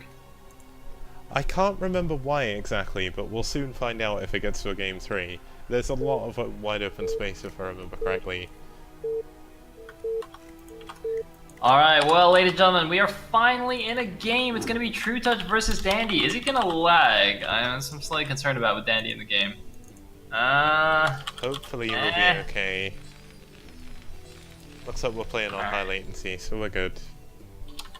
Seems good. Alright, in that case, at the top left position as the orange Terran, we will have Dandy. Then in the bottom right, we do in fact have True Touch. The red Zerg. Alright, is this the round of 8 now? I think we're in the round of 8, right? We are. Alright, sweet guys. First quarterfinal. Oh my god, I just refreshed the bracket. Guys, Lancer actually took Eon out 2-0. I was completely wrong. Apologies, Lancer. I underestimated you, my Protoss brother. But that means Lancer versus Red is also happening. But I guess we're in this match already. Oh god. Alright. Okay, so what are we going to see True Touch do on this map? Now, I'm sure this is going to be a map that True Touch and Dandy have both played, because even though it isn't the most standard map, this was played quite a lot on IC Cup, because it did come up a lot on Map of the Week. It all depends on how active they were during that period and things. But I mean, this is probably the most standard map in the pool today, out of all of them, so it's going to be pretty cool to see how they both work this out. Looks like Dandy is going for that wall-in as well, so I mean this wall-in is pretty much a guaranteed safe 2 bases, so there's pretty much no reason not to do it. And it is the reason why the Sunken Rush is a thing. It doesn't look like True Touch is going to do it, but the fact, I mean even Protoss will always wall-in this gap. There's usually not a Sunken Rush against Protoss, but against Terran, very strong option. Indeed it is. And there indeed is the 12th hatch. So everything going according to plan here. By the way, just quick note actually on what I just said. We were waiting for Lancer versus Eon, so it must be that Eon Zerg just didn't show and Lancer took a walkover, right? He couldn't just beat him 2-0 in the time it took us to join this game. So I now that I think about it more, I think that's probably what happened. Anyway, looks like scouting workers gonna meet each other. High five here at the bottom left. Interesting that that True Touch didn't cross-map scout. Usually when Zerg's 12 hatch, I see them go cross-map drone scout, whereas he actually checked the close position first. But I guess it doesn't matter that much. Although he's gonna get walled out now though, so he's not gonna get a drone scout in the base to see what's going on. I mean the important thing is on this map, I think it's very rare you'll see a Terran do anything but 1 Rax FE or 14 CC on this map. There's just pretty much no reason not to. I mean, you can maybe catch somebody out by going 2-port Wraith, especially if you can wall out the drone. But you play a very high risk gamble in hoping that they don't scout the right way. Because as soon as they scout it, they know they're going to be perfectly fine. This SCV looked like it stopped building half a second, and then it went back to building, and then it stopped again. I think he tried to manually swing it to the other side or something. But I don't think the Marine comes out either way. So that's going. Hey, Sham2's in the channel. What's up, Sham2? You're here to see this SCV die. Oh, got him. You know what you could do? You could build a Sunken now. Oh my god. We're gonna wait until we can see a Tai 2 map. Like Tai 2 will definitely, like Tai 2 has Sunken Rush me on this map. I think he may lose his scouting SCV as well. No, he does manage to pull it away just at the last second, and yeah, he does get away with 20 health. So that lowers his scouting options a little bit later. It'll be interesting to see where True Touch decides to take his 3rd base. Yes, indeed. And looks like scouting SCV is going to see 3rd hatch timing. Going to see everything he needs to. On the other side, fast +1, all that good jazz. Somebody in the chat pointed out, by the way, that if you do want to watch Lancer X versus Rhett is currently streaming his first-person view of the tournament. So feel free to go and go check out Rhett's stream. It is a pretty awesome stream in general. Good music taste, awesome games. I think he's like 2700 or so MMR on a good day, although he's fallen down a little bit recently. Yeah, I just checked out Red's stream today. He seems like he's very talkative with everyone, so it's always nice to see. And Sham2 feeling down, saying no one wants him to cast anymore, but that's clearly not true, because you will be casting tomorrow in the Team Liquid Open at 5, is it? No, it's 5 PM UK time, right? Yeah. So I think 12 PM Sham2 time. Is it? Is Champ 2 not on the West Coast? I'm not sure. Don't ask me about time. We've already figured this out. It might be 9 a.m. for Champ 2. I think he's Pacific time there. Oh yeah, 9 a.m. Wow. Bit rough. It's all good. Like the difference is like it won't be like 3 a.m. when the tournament finishes for him if it goes on long. That's true. That's true. That's true. He gets to sleep before the tournament instead of during it, like DeWalt. Anyway, a couple of things running in here to the front. Obviously not going to do anything. And here are the barracks starting to be built. Did he? Oh no. Okay, the engineering bay is blinking. For a second, I thought the eBay wasn't blinking for some reason. And he's going to be facing a 3-hatch spire, as one might expect. Now the drone's going out. Is he going to take the main to the top right, or is he going to swing in here and take the natural? So again, the natural will be protected with this ramp, and you can put lurkers on top, whereas the main, a little bit more open. So I think the natural is a good choice here. Yeah, he is going to the... Oh, wait. Yes, he's going to the natural. Definitely a good choice. You can put the lurkers up. The only problem you may have is you can get a really nice concave over that ramp to actually kill the lurkers from the low ground with the Marines. But Dandy has actually scanned, seen the spire going up, so he's going to know exactly what to build and when to build it. And I mean, you know, I'm sure the build doesn't deviate anyway, seeing the spire. This is kind of a targeted at the 3-hatch spire. Although, actually, he got the factory after just a 3 barracks. Yeah, he's going 3 racks tech. 3 racks tech. Very old school build almost. And the thing is, it'll make him change the amount of turrets, because obviously if you scan and you don't see a spire, then you won't be building any turrets. So it does make a little bit of a difference. Interestingly, Dandy's not building the turrets in his mineral line, he's building them just behind. Which, while that does, I mean, it does make it easier for them to attack the mutas before they come in, it does make it a little bit harder to repair them, so that could come into play a little bit later on. Yeah, I mean, I think this is good.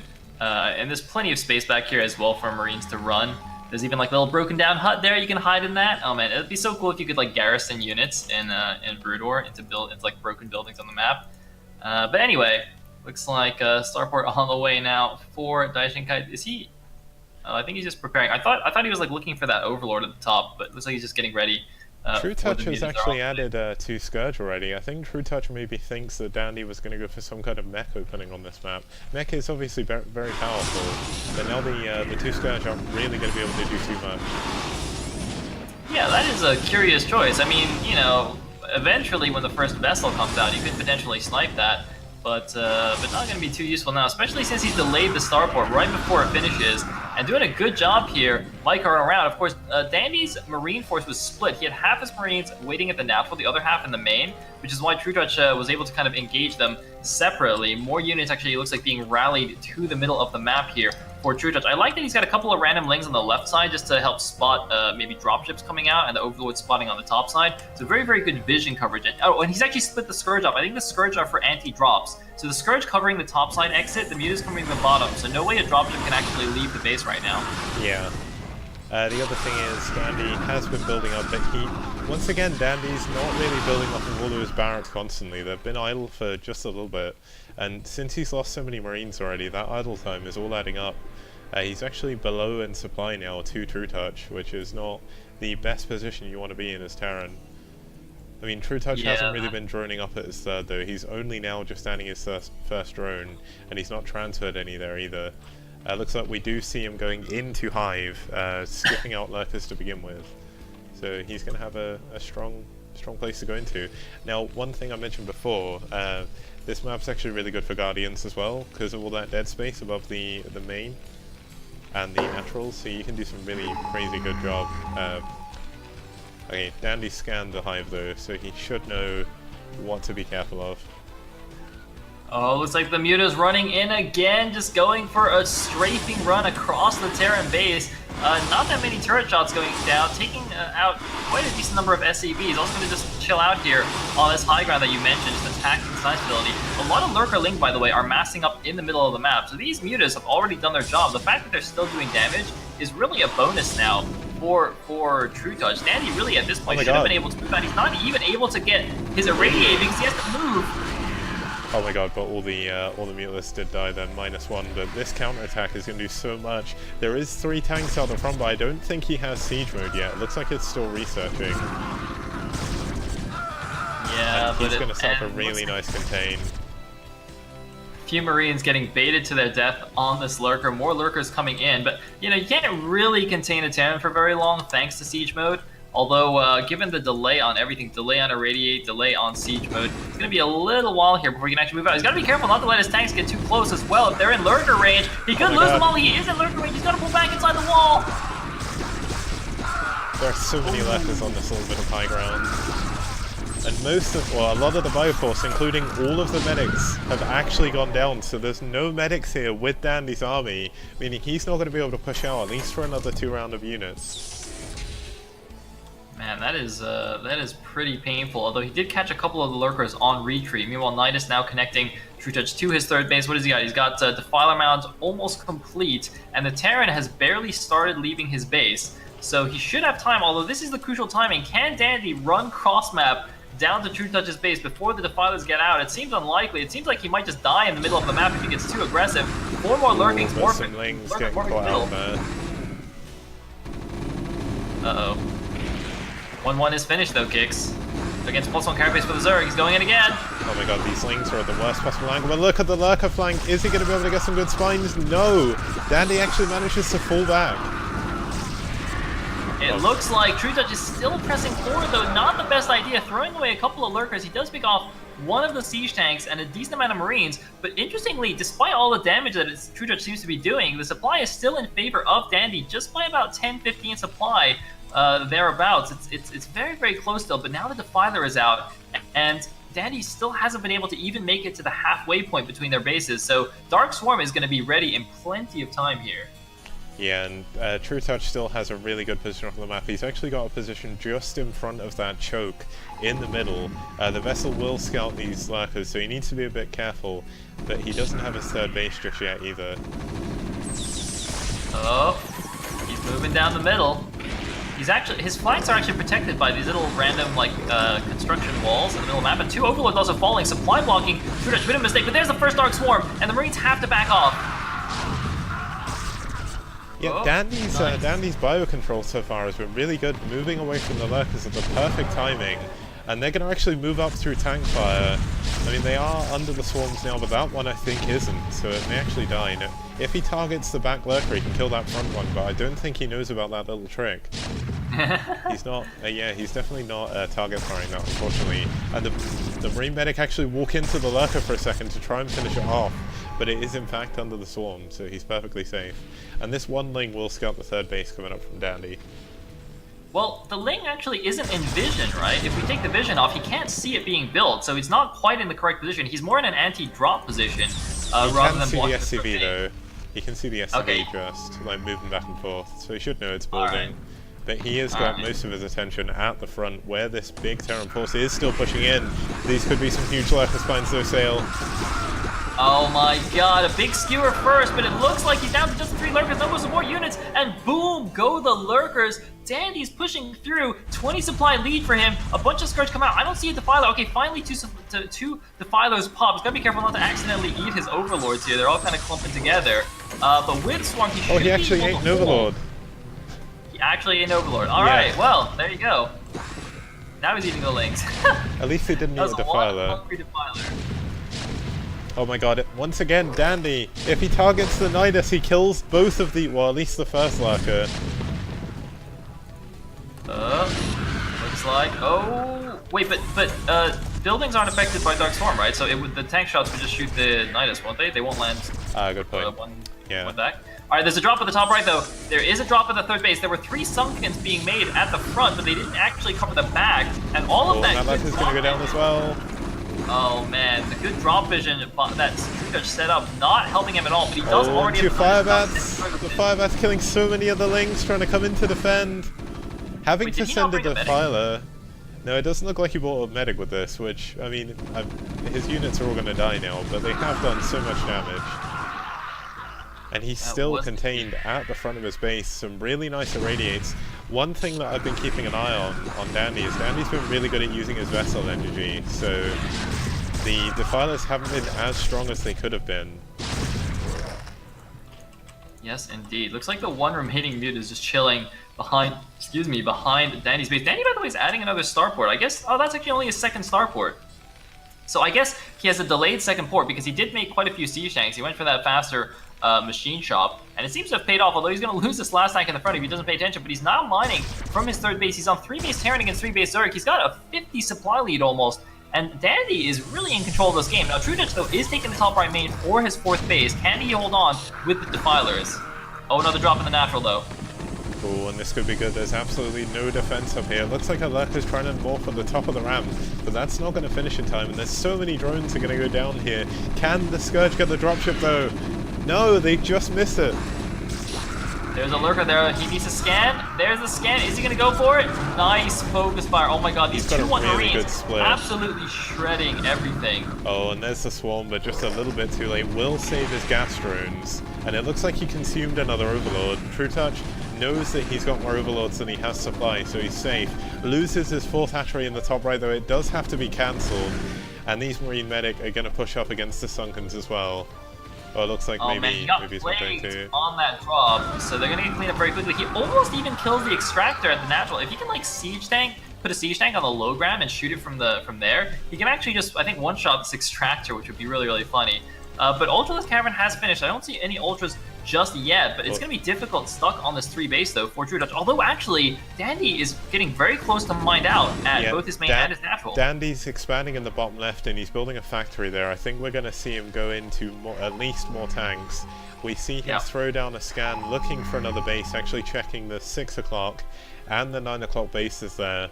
Doesn't see any extra hatcheries, so he must know he's in a good position at this point.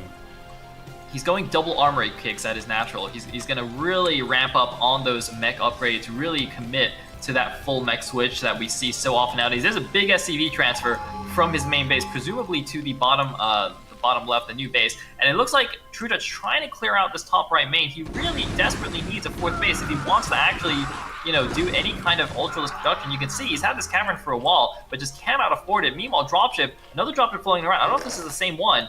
It's potentially going to send some more units to the back of the natural here. There's no defense here again. Oh, but he's actually barreling down the front as well, and Irradiate goes down on the Defiler. It does. Oh my god, he's going to show his Ultralist as well, but I think they're going to be able to clean up the drop on their own. It looks like Dandy didn't send a medic with this again. Dandy just throwing random groups of units in. It's going to be really close. The Ultralist is barely going to win with 40 HP left. They don't have their upgrades yet. You can see he's still just a +2 carapace. Didn't get that bonus +2 from the Ultralist Cavern yet. Meanwhile, as you said, a lot of factories now being added at the bottom left for Dandy. A 50 supply held constant here by the Terran players, but True Dutch has cleared out the top right main, so he is expanding there again. Not only that, Sale, but we see an Eraser Trick going on the drones of the natural, but look how quickly they were pulled almost immediately. The drones are on orbit, he's got no anti-air. 2 Scourge finally come out, they fly straight past the vessel. So he's actually going to lose a lot more drones than he should have done there. Oh man, 1 vessel does fall, but it looks like Dandy not paying attention, too busy microing his force at the front. Looks like 2 Ultras going to come in the back and flank, +4 carapace now finished for them. They do have their bonus. He has no Defilers anymore though. Oh my god, he's gonna kill all the Marines at least, but all the medics are gonna survive, and that's gonna be his problem. Look at the huge amount of Marines and medics heading down from Dandy's main to reinforce this push. Dandy has got such a parade going on right now of Terran units, but the Ultralist upgrade has finished. 2-1 Marines against Ultras. There may be a semi-upgrade advantage, but look how long it takes them to kill these Ultralists, and Swarm is about to come in as well. Indeed it is, and he's pulling back now. This is actually the perfect time for we see a drop in the right side gets cleaned up as well, and the Scourge takes out the dropship, so Dandy not doing too much now. Random full energy vessel at the front of the Zerg's base, just chilling, because, you know, why not? But yeah, it looks like True Dutch going for an attack here at the 3rd base, and this is the perfect time because of the mech switch. The mech switch makes Dandy weaker. He has to add all the factories. He has to get the new set of upgrades. You know, until he gets a decent massive siege tanks, he will have a vulnerability, and True Dutch is taking advantage of it with the Ultralist timing coming out here with the Dark Swarm. The Marines not even pulling back at this 3rd base. Dandy could be falling apart because his main and his natural are wiped out, are mined out. If this base falls as well, and a big plague on the Marines! A He's huge also- flank. True Touch might actually pull back. He Yeah, might his win this macro game. has slipped so much as well. Look at how much money Dandy has, despite being mined out in his main and his natural. Another swarm does go down, clearing up these final marines. But Dandy isn't building units. He's only just started building units out the bottom left main. So he is going to be able to stabilize. He does have the huge bank. But True Touch is going to be able to take his 4th base now, and he's going to find a way to stabilize himself back into the game.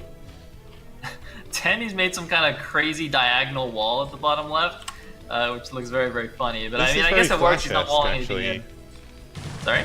This is very Flash-esque. Flash did a similar sort of thing in a game versus Jada on Fighting Spirit, I think. Yeah, it really helps versus Ultralisks when you have tanks.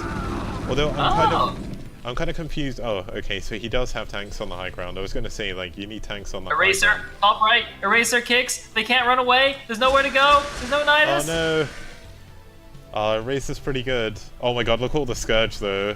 These two vessels are forfeit. Oh, here comes the Ling counter-attack into the bottom left. He's finally seen this base. Oh, oh no, there we go, the Lings die. Dandy actually building a bunker there as well. Building a wall at the front as well is going to make this so hard to push in. But there's a random Ultra still alive at the 3rd base of Dandy. Oh man, and more vessels falling. I gotta say, True Touch has been really on the ball with scourging these science vessels. Even though Dandy's medic marine control was pretty good, he's really not keeping track of his science vessels, which arguably is even more important than the medic marine control. But a nice D-Matrix there, but look, he's gonna lose another one here. No answer. Yeah, there goes another vessel. True Touch definitely clawing his way slowly but surely in this game, although he can't stop the bottom left though. Look at how many tanks are here now. There's a billion tanks, and because of Colosseum, he gets a free natural expansion with that base. You know what True Touch needs to do, but he can't really afford to, is to go into Guardians at this point. There's absolutely no anti-air in the bottom left corner. There'd be no answer as well. He's lost most of his vessels. I think all of his vessels have actually gone down now. And it looks like True Touch is still trying to do as much damage as he can. He's going to catch the tanks unsieged! Doesn't matter though, that's a lot of tanks, although the Crackling's doing work. Do they have upgrades? They're 1-1 right now, but against 5-2 Ultralisks. And actually, if he can grab all these tanks, that would be huge. But the tanks are pretty strong. The Ultralisk gets blown up immediately. The Cracklings are actually doing better than the Ultra. Yeah, Crackling's a pretty good sale. It's kind of crazy. Cracklings are way too good, man. Dude, as a Protoss player, I think we can both agree, Protoss and Terran, that Cracklings are far too good. Now Dandy's doing a really good job of checking where the last Zerg bases are. It looks like he's seen that there's no base in the 12 o'clock and no base at the 3 o'clock, so he's going to go straight for this top right main, and there's just not enough to defend here. Somehow True Touch has lost most of his drones, and he's just not been rebuilding them. He's been forced to build too many units, and a huge attack goes in, but no swarm. And with this amount of tank sale, I think True Touch's final army is going to go down. Oh man, the tank's just blowing everything up, even underneath the Dark Storm. By the way, I cannot believe we got to this point. I thought True Touch was so far ahead after the Muta Harass. The supplies were only like 5 supply difference between Dandy and True Touch at that point, and that usually means the Zerg is in a really, really good position. You know, especially, you know, how long it took Dandy to get out of his base. The fathers were out by the time he even got halfway. I was like, man, True Touch has got this game. And yet, here we are, you know, a 90 supply lead for Dandy. He's got map control. He's bearing down on all the bases. He can actually siege this mineral line of the natural from the low ground outside. He doesn't even need to run into the base to actually attack this base, given how many siege tanks he has. And look at this, setting up in the top right as well. It looks like True Touch has finally tried to go into air, but I think it's a little bit too late. He has one Mutalisk in the top right corner that is going to clear up that drop. But as you say, there is a big amount of vultures and tanks outside the front of the main. Oh my god, but there's 2 ultras on top of all the tanks, and they just did so much friendly fire splash to themselves. They did indeed, but they do get taken down in the end. And True Touch is now mined out at his own main and natural, and which means he's only on 2 base. And it looks like he didn't even transfer that many drones to the top right natural. So oh, he's another on vessel went down though. Oh. Scourge got yet another vessel. Like, considering he's been building Medic Marine all game, Dandy's not done a very good job of keeping anti-air by his vessels. Yeah, for sure. But GG from True Touch. He knows he can't stop the Terran advance any longer, and that means Dandy goes up 1-0 against True Touch. Crazy first game there, but that is going to lead us straight into the next map, which is in fact going to be Athena. Alrighty. By the way, Midian just showed up in the channel. That's pretty cool. I've not seen Midian's name in a long time. I played against him the other day. Ah, was he the guy you... didn't you beat him and then he was dodging you or something? No, he wasn't dodging. I beat him because he was drunk. Ah. And then I decided that I'm never going to play against him again, so just going to keep my 100% win rate against Midian. And yes. We're in game, by the way. Yep, I am just joining. Yeah, I mean, True Touch put up a good fight there. It looks like Dandy... I mean, Dandy almost... he almost let the game go against him by just not macroing well enough early game somehow. And then a little bit later game, he was having a few problems building out all his buildings still. But in the end, he did still win. So, well played by Dandy. How is True Touch going to react to how Dandy was playing last game on this map? I guess we'll see. Dandy spawning as the blue Terran up at the top right on Athena. So going extra high. Hopefully it's playable for True Touch in particular. I know Zergs really don't like lag. Yep, and in the 6 o'clock position, we do have the red Zerg trying to find his way back in this series, True Touch. Alrighty then. Alright, so where would the Zerg's third gas be? I guess he would take it on the left side. He could take that. That's pretty safe. Could potentially also just take another main. Yeah, that's all good. Okay, so it's not like Odd-Eye. You got quite a few choices here on Athena. That seems pretty nice for True Touch. We'll see how he deals with everything. Yeah, it's actually going to be a little bit harder in these positions, I think, for Dandy to take a third base. He's got a long way to walk, and either base that he goes to is going to be quite open to lane harass. So if True Touch goes for his patented muter style from the previous game, Dandy may have a few problems as well, because there is a lot of airspace on all sides of the main. And look at this water behind the natural as well. I mean, I know I keep calling Guardians, but this is a really good Guardian map in these positions. You really want to see Guardians kicks. Like, play so many Guardians. They're just good units. Like, they're good. They're just slow, so you need to get them in the right place. I think Zergs very often do go for fast Guardians as well nowadays. At least I'm seeing it more than I used to, for sure. Rushing for Guardians from your hive, like off of your muta, used to definitely be a bit of an oddity. Interestingly, we have a fast pool and gas here from True Touch. Presumably this is going to be for a 2-hatch muta build. Is this actually a 9 pool? Oh, I got a subscriber! Hey, Ad Hawkish, thank you so much for the subscription, dude. Appreciate it a lot. This could very much be a 2-hatch muta build. It's interesting that he's not gone for his second hatch. He's gone for 9 pull speed first, so it'll be cool to see what he can actually manage to do with it. It doesn't look like Dandy's going to be walling on this map. It's kind of hard to wall this map. There's not... I mean, the natural choke is a little bit too big for a barracks deeper wall, so unless you're really going mech, you wouldn't wall. But yeah, this 9 pull speed could do a lot. Dandy sent a second SCV scout, though. He did send a second SCV scout, so he's being very, very careful. He should see the links, although the Overlord saw the SCV, so he could try to dodge it. No, True Touch not going to dodge. Is he going to dodge it? Okay, no, it's going to be spotted. But if the SCV sees it, he can just pull like 6 SCVs onto his ramp and be safe, right? Or not even 6. He doesn't need that many, does he? Yeah, it depends. Like, I mean, Flash can do it with 1. But the more you have, the better. Like, you need to be super safe, and you need to get really good repairs. Like, if you don't repair properly, you will lose this situation. And it doesn't look like he's repairing. But it doesn't matter. True Touch is going to pull back. There was too many Marines at the top of the ramp already. And Dandy actually reacting to this well, adding a second barracks before he goes into his command center and engineering bay. So I think we're possibly going to see Turax Academy come out of him now. True Touch could go again when speed finishes, though. He's still got 9 lings, and Dandy only left 3 SCVs here at the front. He's going to see it with the Overlord. Okay, True Touch is going to see how many units are here with the Overlord. He sees 3 Marines and 3 SCVs. Does he go for this? Can you actually break this with 9 lings? He's got more lings on the way, actually. He's got 2 more sets of lings coming in. He's going to go for it. Here we go. He's going for the break. Oh my god, man, I don't think Dandy's Dandy not expected repairing, this. though. I think it doesn't matter, though. It's just enough to hold the top of the ramp. Wow. Yeah, I don't think Easy. that worked out very well for True Touch there. I think maybe he spent a little bit too long targeting the wrong SCVs, giving the Marines too much time to actually attack them. I mean, True Touch is still adding lings by the looks of it. Is he going to go for it again? I don't think he can bust the ramp anymore.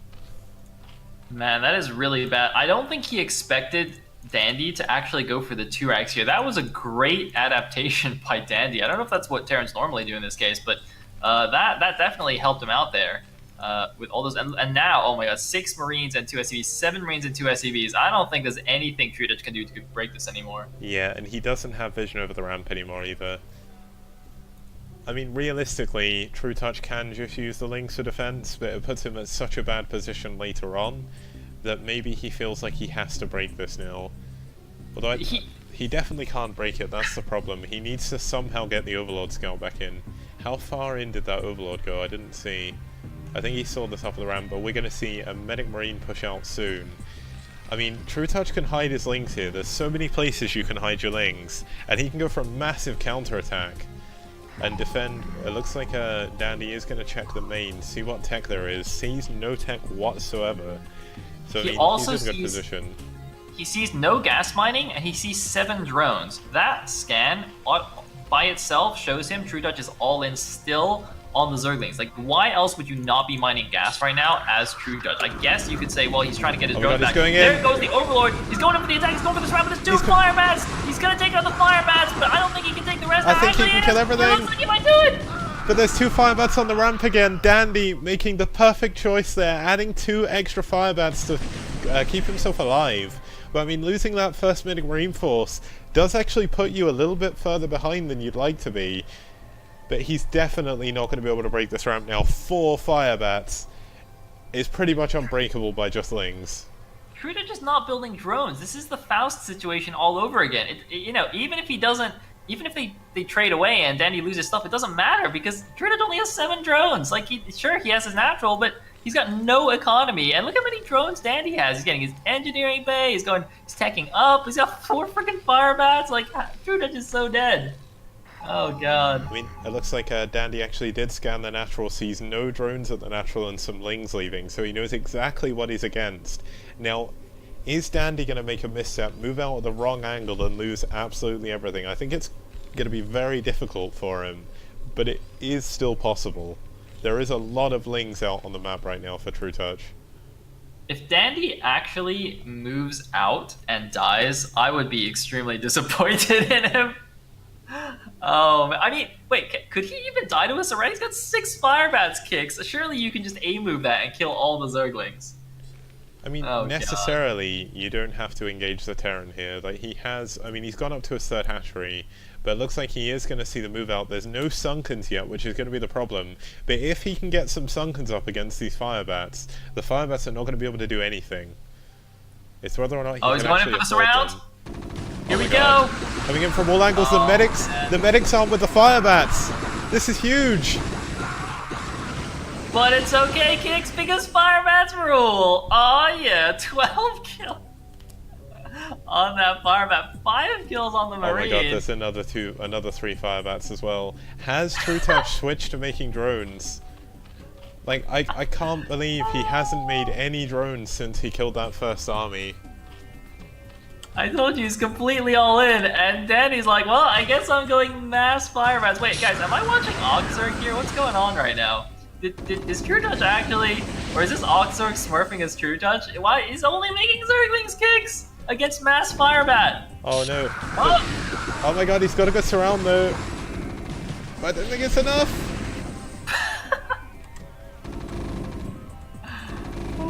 I'm somewhat baffled by True Touch's choice just to go mega all in when he did kill that first force. Like, it seems like such a bizarre decision. But it's like the Tresha game. Oh god. Oh no.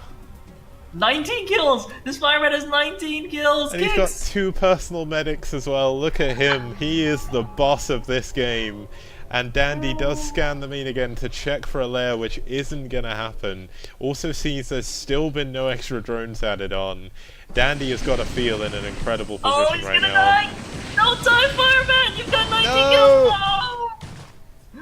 21 at the end. Oh, and he's gonna lose his medics as well. These poor hero medics, they've done so much.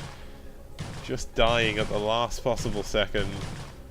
Dude, the Firebat groupies there, those two medics getting taken down after he was slain. They couldn't live on without him. Dandy is on 4 racks in his main going up to vessels. He's skipping tanks, but this is going to be incredibly hard for True Touch to stop when this leaves his base.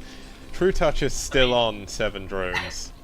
Still. I mean, he's facing pure Zerglings. I don't think tanks are actually that good against purelings. He's building a command center! This is amazing. Oh my god. True Touch just making the wrong decision to go super all in. I mean, technically, if he gets the right angle, he can beat all of these Marines. Oh, there's no fire bats here. He's got no fire bats. He's got +1 attack. He needs to get around the medics though. Oh no. GG. GG. True Touch doing so well in most of the Clash of Chars so far, goes out in the quarterfinals this time, and I almost threw my Oyster card into my T, which would have been really bad. Nice, nice. Now all the Americans are like, what the hell is an Oyster card? Yeah, the Oyster card is the card you use to travel to get around London, by the way, guys. I'm not crazy. I was flipping it up while I was like going to change my overlay. And yeah, unfortunately for True Touch, he does go out in the round of 8. I believe he got 4th last time, if I remember correctly, so 4th or 3rd, which is the same prize pool. And talking about the prize pool, I just want to double check Maturino just to make sure we can give shoutouts to the people that have donated. The prize pool is $200. Gabriel Verlaine donated $100. Byron Felt donated $87, Cheesecake Scribble donated $12, and Demian Broodwar donated $1. So thank you very much for your donations again, guys. It really does mean a lot to support the event, so thank you. Thank you to everybody. Oh snap, looks like, wait, is Dandy playing Shiny right now? Oh snap, they are. Oh boy, this is going to be good. Although it's going to be a PvT, because Dandy's a race traitor. Alright. Wow, Shiny's actually banning maps. Last time he didn't want to ban any maps. Yeah, I think he's being a little bit nicer this time. I did say, like, BM equals ban, and then I told Blackdragon to tell him to play nice, and he's been quite pleasant today so far. I've not had any complaints, so definitely doesn't want to get himself banned. Seems good indeed. Oh, and update from the chat. Apparently, Rhett is up 1-0 over Lancer X in their round of 8 series. Pretty crazy, considering Rhett's only just come back, and Lancer X has been... I think Lancer X has been back quite a while, so... Good for Rhett so far. Is he going to be able to take the series? I mean, if he takes out Lancer X, he's actually going to move on to the semi-finals, isn't he? So, considering this is the first tournament I think I've seen Rhett sign up for, getting into his first semi-finals at least is really cool. Yeah. Yeah, for sure. Dude, could you imagine a Rhett versus Shiny finals? That would be insane. It would be. I mean, like, Dandy, his PvP is pretty good. Like, I don't know how good Money King's, or how good Shiny's PV or TVP is, but I know Scan has,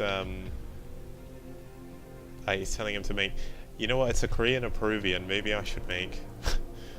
Oh god. Oh man, we're gonna lag hardcore here.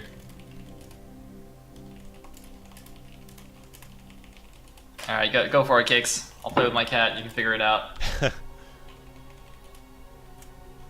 Did you keep trying to steal my grapes? Cat, you're not allowed to. You get kidney failure, come on. Noob cat. 1200 MMR cat. 1200 MMR cat. You're so mean to your poor cat. She's just showing you how much she loves you by, like, getting in the way.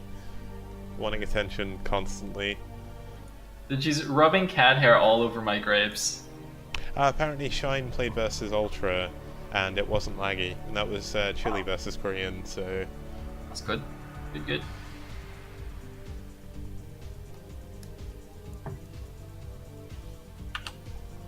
Looks like,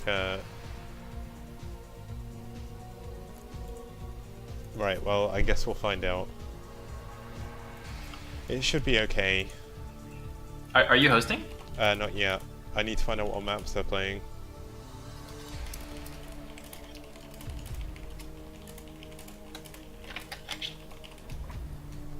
So we know that Colosseum is out, so we're at least going to... I mean, I'm hoping we'll... damn it, everyone's banning triathlon today. That does mean we'll see Odd Eye 3, Athena, and Dante's Peak though, so that's kind of cool. Right, I'll host. And let's host Odd Eye. The one cool thing is, like, to anyone who downloaded my map pack this time, it's one of the things I should have done for the TL one. I actually numbered the maps, so they're in order of play. So you can tell exactly what map you're going to be playing next. So it's pretty cool. Well, it's losers picks for TL Open though, so there's no order play. Okay, well. Yeah. Still, works out, looks nice. Makes them nice and organized. Wait, for some reason I was searching for 01 still. Got my True Touch hat on. Wait, you didn't put a password? Yes, I did. Really? Okay. I don't think I entered a password, but... Maybe it's because you're a friend. Maybe because we're on each other's friends list. Go. It's... Dandy's not in the game, Money King. You gotta hold on. Dude, just put a computer in the slot. It'll be fine. Dude, computer could actually do it. Just pick Protoss computer, and it'll be so unexpected because the computer is gonna do like the 8 zealot timing attack, and Money and Shiny's just gonna die. It's gonna be amazing. I don't know if you've been watching Day9's videos, but every single time he picks the Terran top right, the Protoss does that 8 zealot all in. It's kind of funny. Like, he's just getting to the point where he's showing off like the important part of the build, then suddenly 8 zealots run in, and he's like, ah! Damn computer! Right, okay, we got Dandy in here. Now, is Dandy gonna go TBT? I doubt it. Like, I would like to see it, but I don't think it's gonna happen. No. No. Right, okay. He's doing the cool start tactic. I like the start tactic. I do that. Feels good. Finish. That's cheating, man. You can't say finish. GLHF, go, we're going. Game 1 of the first semi-final of the Clash for Charm number 6. Here we go. Oh god, no! Oh no. Oh, kicks! Help. Oh dear. This isn't good. Wait, maybe we're okay? We look like we're okay. This is like against True Touch, so maybe if you just... Yeah, they can change latency. Yeah, it's actually fine on extra high, and it's PvP, so there's no micro involved. It's fine. So at the top left position as white Terran, we do have Money King, aka Shiny. And then in the bottom right, we do have Dai Shinkai, aka Dandy Terran, the yellow Protoss. Seems good to me. Hey, Foxand's in the house. How you doing, Foxand? Dude, Foxand, you missed some insanely awesome games, dude. You missed a 21 kill Firebat. Well, I mean, he's gonna see them soon enough, right? Because you'll have him do all your handiwork. So that's why he's not worried about missing the stream, because he knows he gets to watch it all in slow motion to do your editing. Nice. Good call, Kicks. Good call. See, this is why you get him to do all your graphics, not because you need him to do it, it's because you want him to see all the games. You're like, man, you're gonna miss the stream, it's fine, you can watch the games after, it's all good. Yes, indeed. I'm nice, man. too Fongatastic on my stream. I just like to point out I'm not from London. I am from Essex, but I live in Hertfordshire. It's just I live around the London area, so... He's an Essex boy, guys. I am. And once again, people in America are probably like, what's the thing about that? I know about Essex, that's in like New England or something, probably. Oh god. Dude, everything's in New England. It's in New England, they just copy all the names, man. I really get confused when I see a news story about Birmingham and they're like, in Birmingham, and it's like, wait, what? Where's that? Yeah, but we do see the very standard, well actually, we see 1111 coming up from Money King, so he's going to be going FD. Seems good. Looks like Dandy not too happy about the latency situation though, unfortunately. I don't think there's anything we can do about it, because it's just because Shiny is playing from Korea. Yeah, and also So- he's playing from Peru. Let's not forget that. Like, I mean, Peruvian people, I've met a lot of really nice Peruvian people, but they have this horrible stereotype on IC Cup of they were all laggers. So, I mean, that was already done. Like, maybe it feels different when they're playing, but looking at it, I can't see any problems. Like, I don't know, maybe if they feel different. No, there was definitely no when it was high latency just now because Shiny changed it back to high. It was definitely lagging a little bit. Okay. It doesn't. It's smooth on extra high, but basically we're playing that means on turn rate 8 extra high, which means the unit response time is going to be quite low, or slow, not low. Yeah. So it will be more difficult to micro units, which means like if, for example, if Danny wants to go Reavers, it's going to be really hard to get the timing right. Yeah, that's a fair point. I didn't see Money King switch it back to high, so that would be right. Second is an FD as you predicted, Mr. Cakes. Yeah, there's a very obvious telltale sign. Usually 12-12 will be Siege Expand. 11-11, 10-10, or 9-9, which is like the ultra fast strong FD, is usually just 11-11 is usually just normal FD. FD, of course, very strong on this map as well. As we did show before, there's a lot of open ground. There's no high ground necessarily outside the Protoss natural to abuse, but it's still going to be kind of difficult. The interesting thing is Dandy has his Dragoon in such a weird place. He's now moving it, but I don't know if he was trying to catch something with it, but he was just sort of sat out like in the bottom left of his base. Shiny hiding his SUV over on the 9 o'clock position pretty good as well. Going to be able to go in for that second scout a little bit later on. Dandy hit his third pylon at a random place. He's not actually proxying anything here. It's just so when the SCV goes into his base and sees only 2 pylons, Shiny's gonna know there was some kind, or he's gonna know 1 pylon is missing and be afraid of a proxy.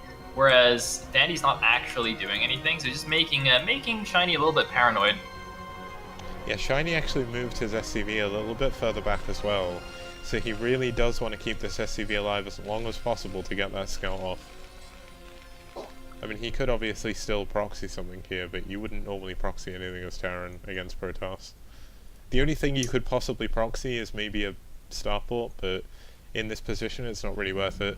We see Shiny actually getting ready to take his CC as well, so as soon as this FD push is pushing out, he'll easily take his command center. There we go. Perfectly standard. And Dandy actually catches the SCV, so good pick off by him. That was barely enough shots off. I actually thought the SCV was going to get in, which would be horrible. But you know, the Dragoons barely finished it off. And interestingly, surely Shiny should realize from the goons here, from the timing of the Nexus, which he did see, that it's nothing crazy, but he's actually placed his mines in a defensive position instead of attacking cross map. I guess this is such a long map that even though the goons aren't actively, you know, blocking the FD, it's actually just enough to make him not want to really move out and risk anything. Because by the time he got to the Protoss base, there would easily be 5 or 6 goons, I think. So not really something he could fight.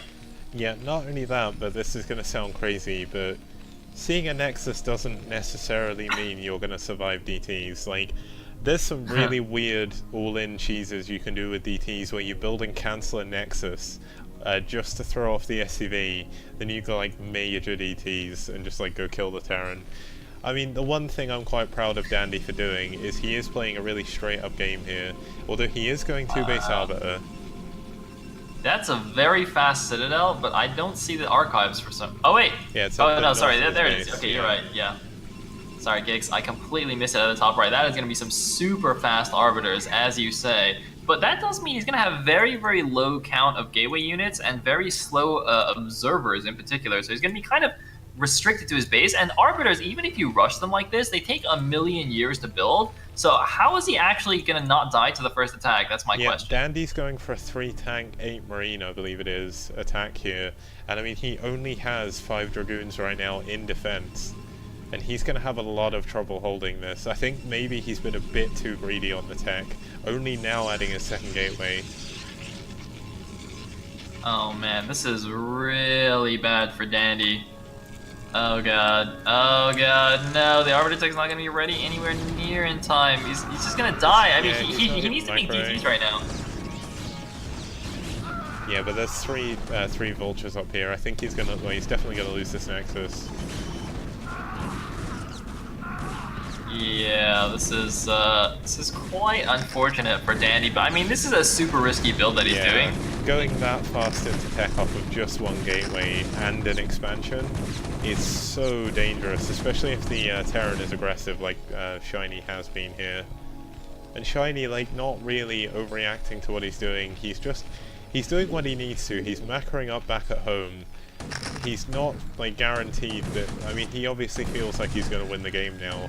But one thing I've noticed I do a lot on ladder, and I've seen a lot of other players do when they're not as good as someone like Shiny or Dandy, is when they think they're going to win, they just stop macroing at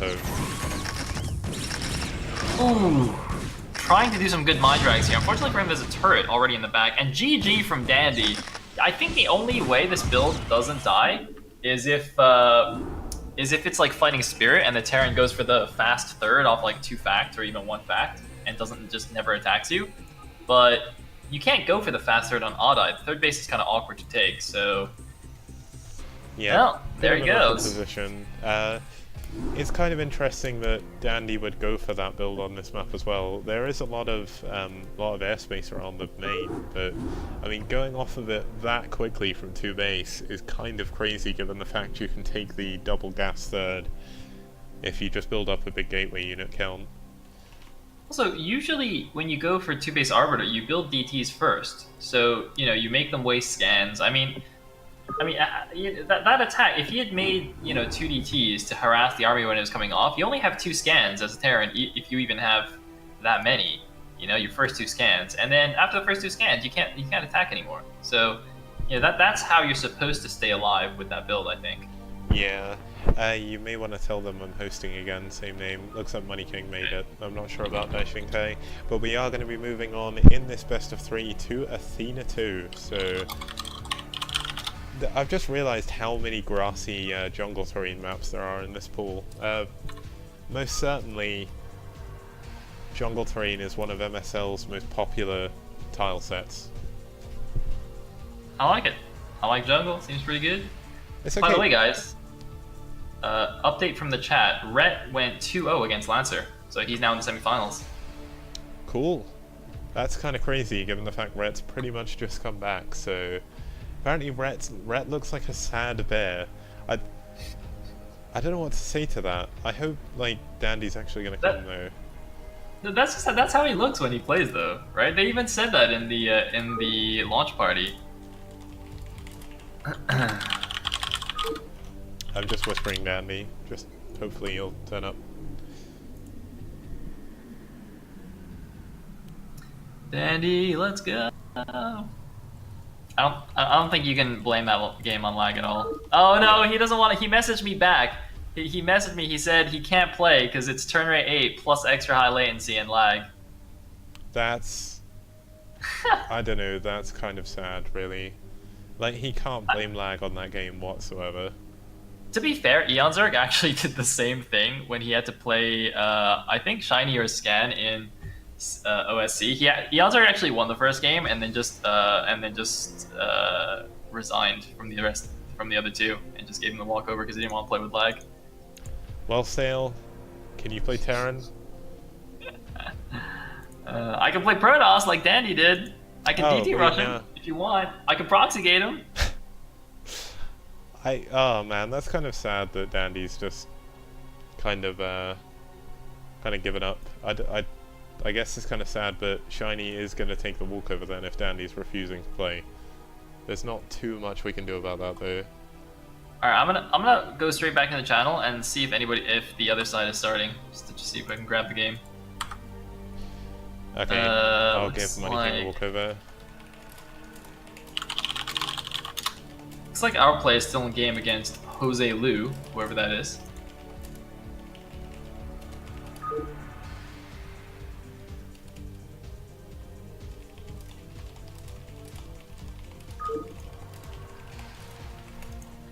Which means we have to wait then, right? So that means Shiny goes straight on to the finals. And Rhett is waiting for the winner of our play and Jose Lu in the other semifinals. So I guess we can wait for them to finish and then have a... Actually, I don't know what race Jose Lu is. If our play wins, it'll be a TBZ in the other semifinal. And I there you go, have guys. a feeling Jose Lu is going to be Protoss. I don't know why, but I can't imagine there's going to be another foreign Terran. Oh, apparently Jose Lu is Castro. Ah, Oh. that makes sense. One of the crazy things, our play actually knocked out Terra 2-0 in the first round. I didn't realize that. I was wondering where Terra was. I was like, wait, where's Terra right now? That's Yeah. kind of crazy. So our play actually taking out the number 2 seed in the entire tournament in the first round. I mean, So, it's Marwin or Gargoyle, right? Can you guys confirm? I think it's Gargoyle. I don't I'm think pretty it's sure Marwin because Marwin was playing under the name. What was he playing as? He was in the Clash for Char 2 finals against Dandy. It was. What was his name he was using? It was something like. It ended with a Z and began with a S. Oh, apparently it is Gargoyle. Oh, Marwin's in the chat. So yeah, that kind of confirms it's not Marwin. Marwin, what name were you using? Sykes. That's it. Yeah, you're playing as Sykes. Thank you. That is so lucky that Marwin just happened to be in the chat when I was really confused about what his name was.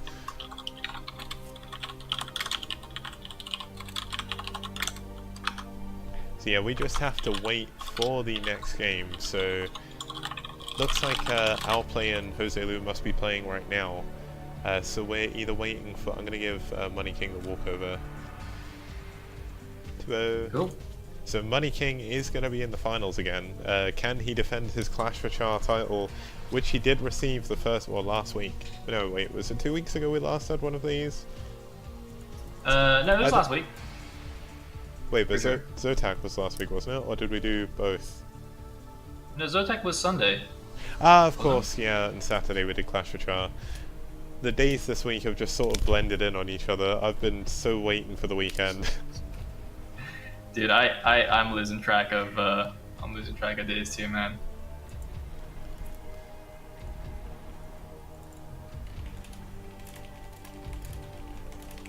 Alright, in that case, I think I'm just gonna take a quick bathroom break. Yep, same. And feed the cat. Okay, so let me throw up my cool back shortly screen and I'm gonna get a drink. Back in a moment, guys. See you guys.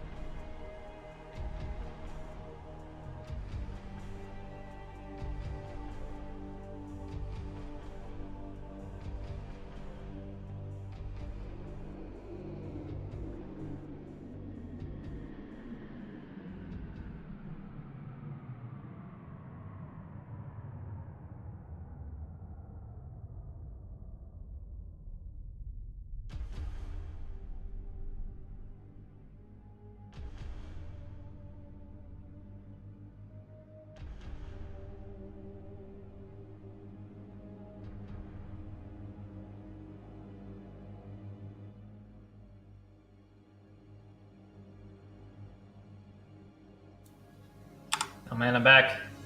I'm back, guys. I came back just in time. I can hear some movement from Mr. Kicks. Good stuff. Good stuff. Wait, no, that's not what I'm supposed to click. Wait, what? Alright. Hey. Nice. Good work.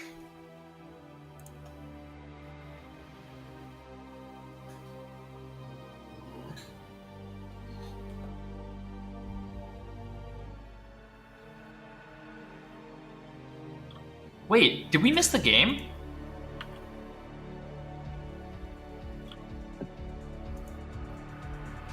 I don't see Rhett in here. And the previous match finished.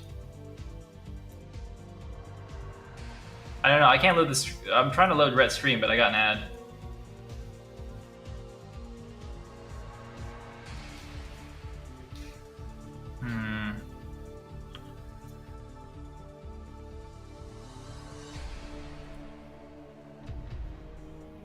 Wow, apparently they started without us. Wait.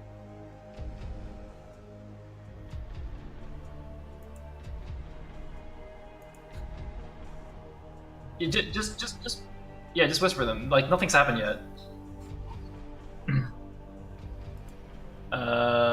Like square bracket Twitch retro or something? Yeah, it's square bracket Twitch retro.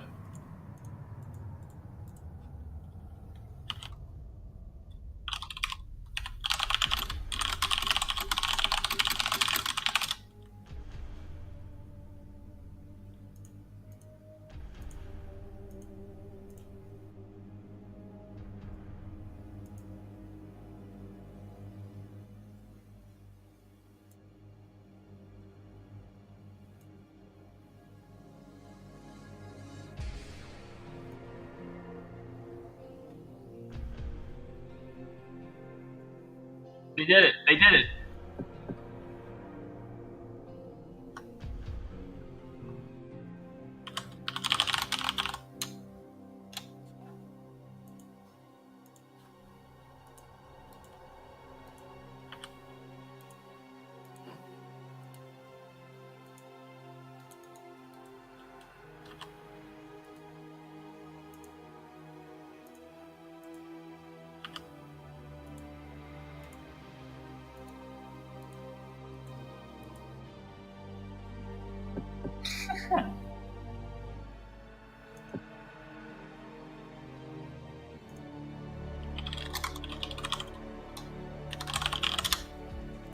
I think the game's already.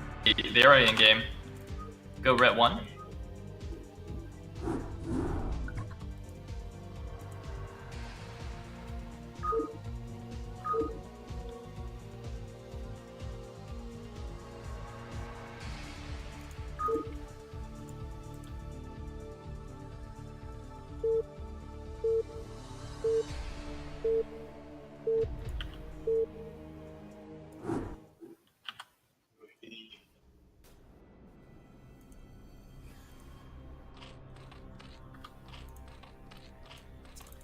Indeed, and spawning at the bottom left as the orange Zerg, we will have Rhett.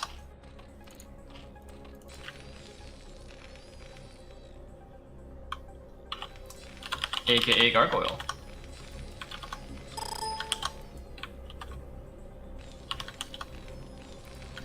Okay, this is the second semifinal of the day. The winner of this will face Shiny in the finals. Looks like, uh-oh, are we lagging a little bit?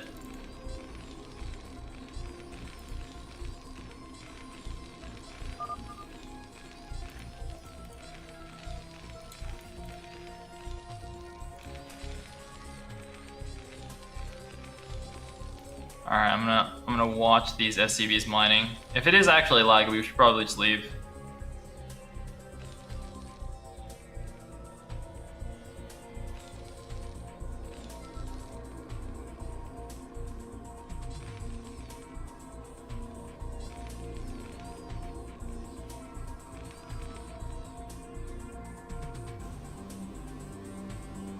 Yes, indeed. It looks smooth to me now. Hopefully, if it's still laggy, Red will say something. Presumably, some people in the stream are also in the other stream. So definitely keep an eye out for us, guys. Don't wanna cause any issues here. But I guess that was you all tabbing. Wait, did it just freeze there? Did you see that? Did it just freeze there?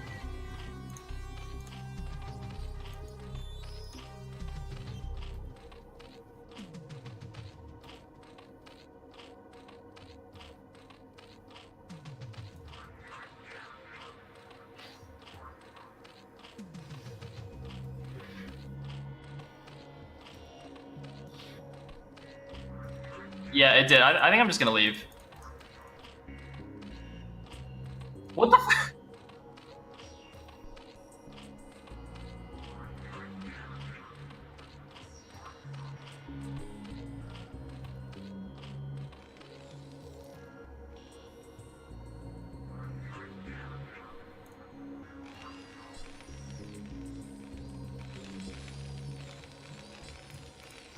Alright, looks like he's heading back now. The standard builds that we saw in the game of True Touch versus Dandy on this map as well, where we saw a pretty cool TVZ. Looks like SCV Scout's gonna follow the drone back in. Oh, he's gonna take the gas! Oh no.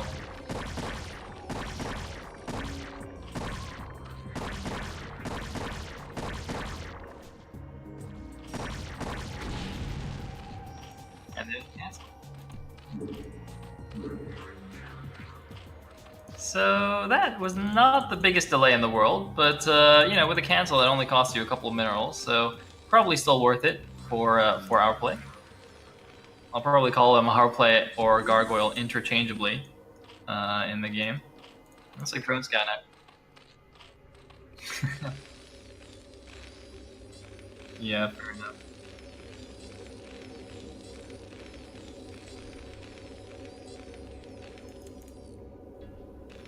Fair enough.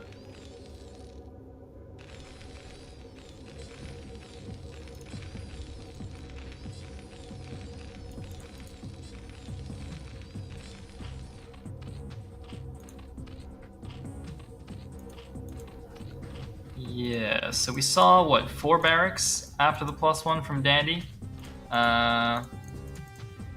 Guess we'll see what Gargoyle decides to do here. Looks like Lair is on the way for Rhett. And a couple of Lings just gonna poke around the wall here. Not too much that they can see. No sunken opportunities.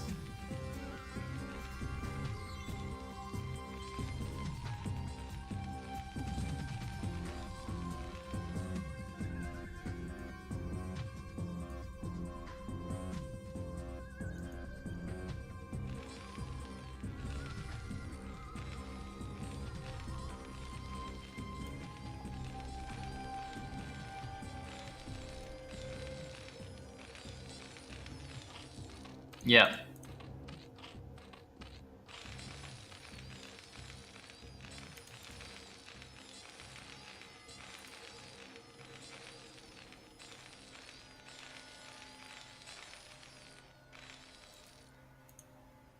Sounds good. Oh, we have a Hydra Den though from Rhett and the Spire combo. The double tech combo. Usually this is a fake Hydra Den, but you never know. We'll have to see. Okay, the content's coming up. We'll have to see where Gargoyle scans for vision, what tech he sees, what he actually prepares for, and of course what Rhett actually goes for. The SCV did see, I think, the third hatch placement, so he knows where that is if he wants to scan that. Oh wait. All right, scanning the main. He sees a Spire.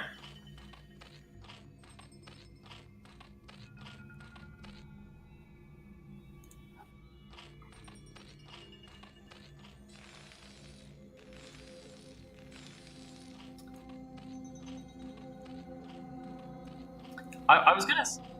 Oh man, that is really nice. I was actually wondering if it's possible to like wait until you see what the Terran scans and then start the tech. So you could, if you see him only scan the Spire and nothing else, you could then go into lurkers. That'd be quite cool.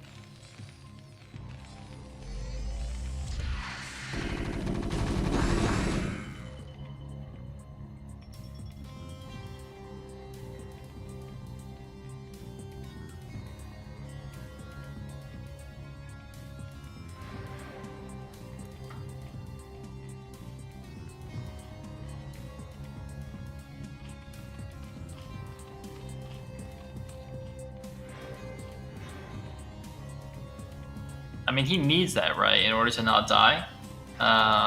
There's a scan. What did he actually see? Okay, so he knows. But he can't break in when the lurkers finish, and they are going to finish. Oh, it's going to be close. It's going to break the first one. These lurkers really should be finishing by now. Yeah, okay, he's not going to go in. He knows. He can't actually break it.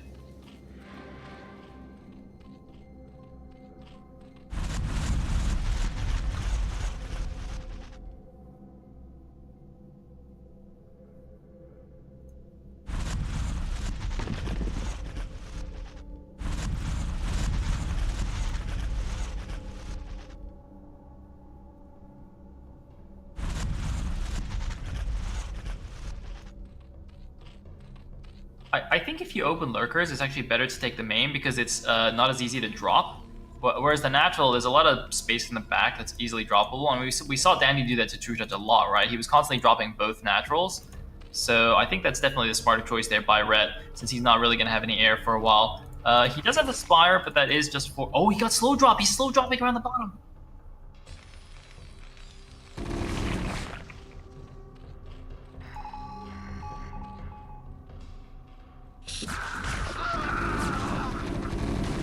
Uh-oh.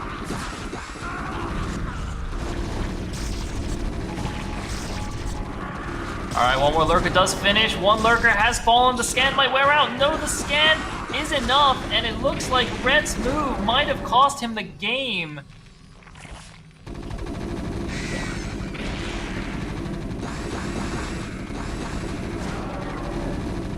Yeah, this game is over. This game is 100% over. There's nothing he can do about all these plus one Medic Marine in his base. Great attack here by Gargoyle, now going for the Hydralisk Den as well. There's a lurker drop in the back of the natural, but GG from Red.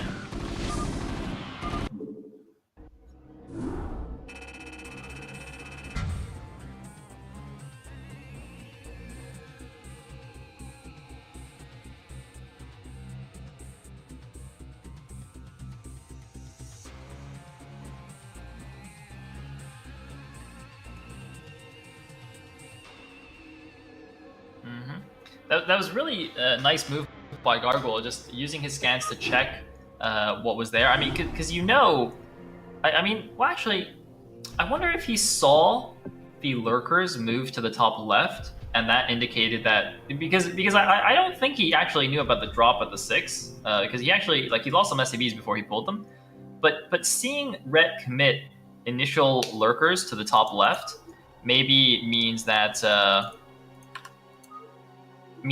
You know, it's weaker at the natural already, so you just go for the bust.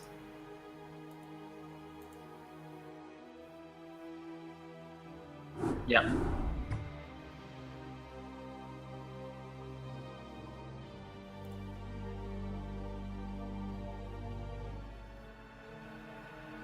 Seems good.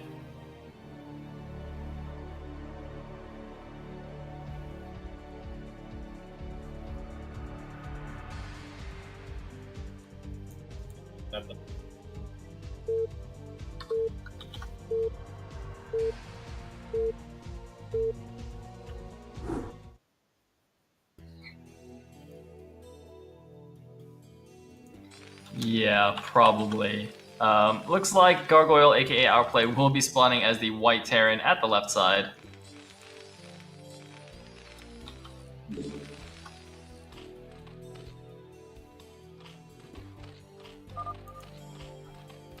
Wait, was that your connection? Because I heard you go like robotic voice as well for a second.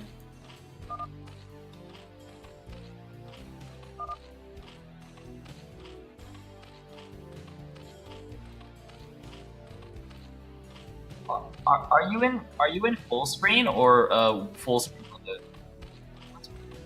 Well, no, I'm in the same though. That's weird. I don't know. Just let him know, I guess.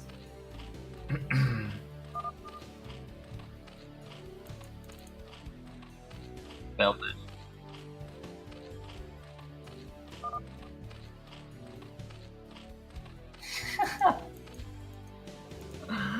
Guys, I'm from the UK. I live in London. Please, not like this.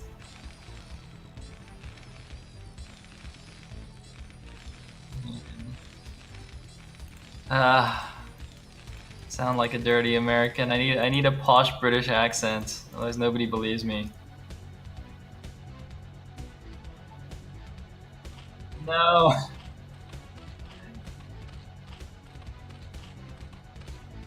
Oh god.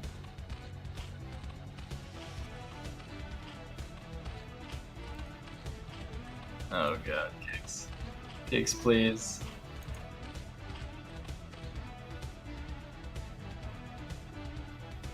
By the way,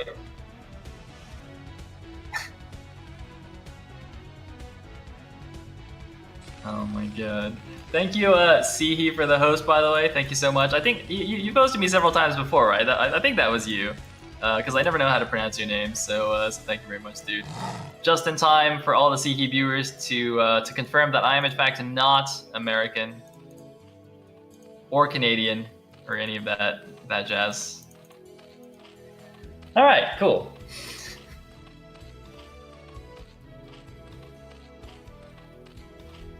Oh. Oh.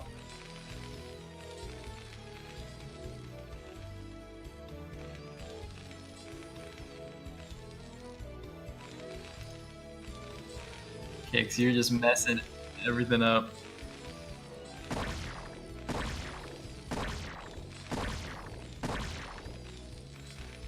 Exactly.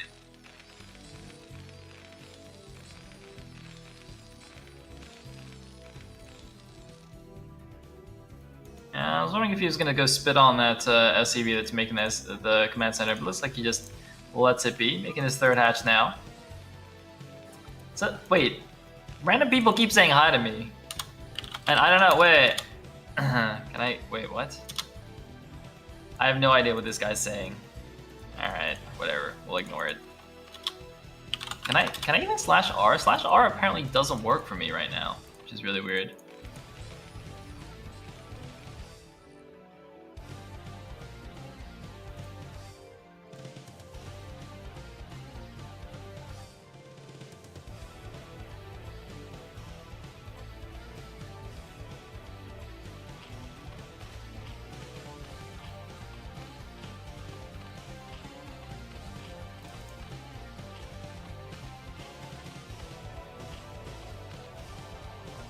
Oh, really? That's interesting.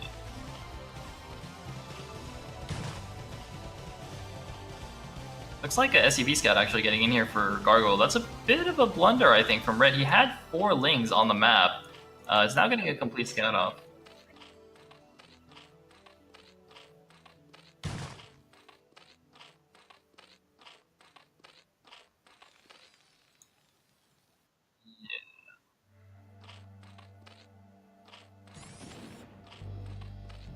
Holy. Dude, Gargoyle is a freaking genius, man. Oh my god. The 6 Marine timing, this was all spotted by that SCV, but there are 6 Lings now. Lings are pretty good against unsupported Marines.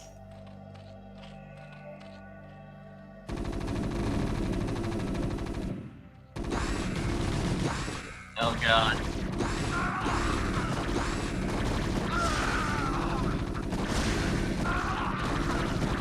Wow, Red, I'm surprised he didn't have a Zergling at the front of the Terran base to tell him that this was coming.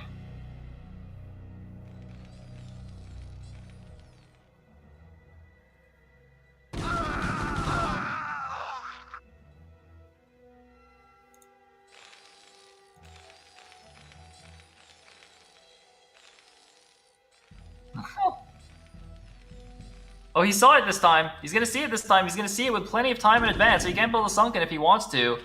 Where's he gonna go? Is he gonna backstab? I think he's gonna backstab here. He's actually baited a couple of the units back, building 3 Sunkens. Got him.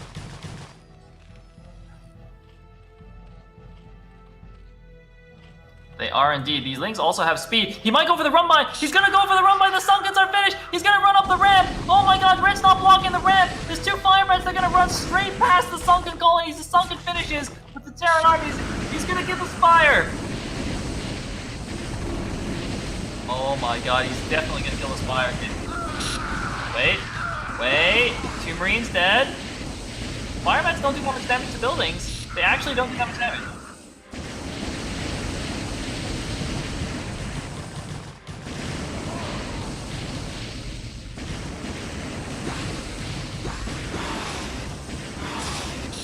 Wait, the mutant doesn't have enough damage. The mutant doesn't have enough DPS. The mutant doesn't have enough DPS. It's at 45 HP. He needs to kill it. He needs to kill it. 24.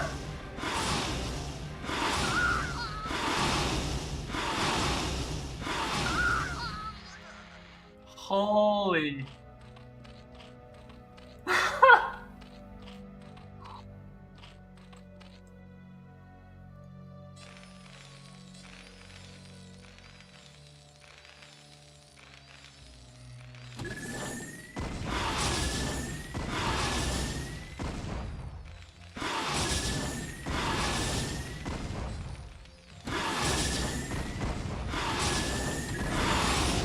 Oh man, very unfortunate.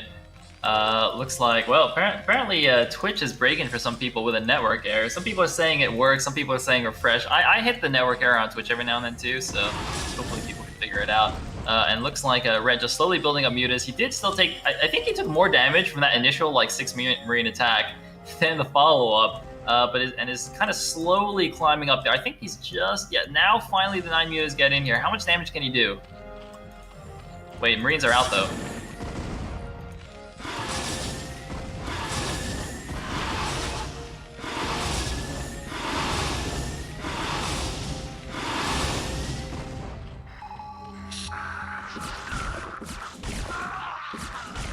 He's running! He's running fast! Oh god!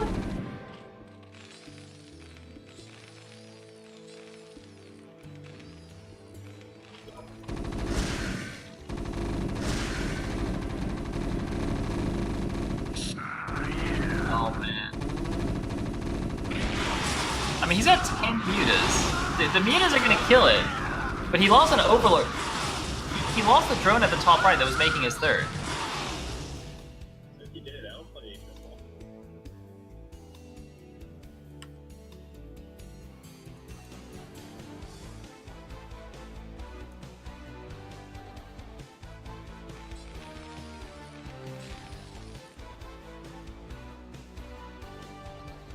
Oh man, this is a semi all-in actually. Red just feels like he's too far behind. Holy damage though. +1 attack is finished for the Terran player. And Red is just gonna have to pull back here. He's got 7 mutas remaining. Looks like mutas now going into the main, trying to do some micro. Not quite gonna work.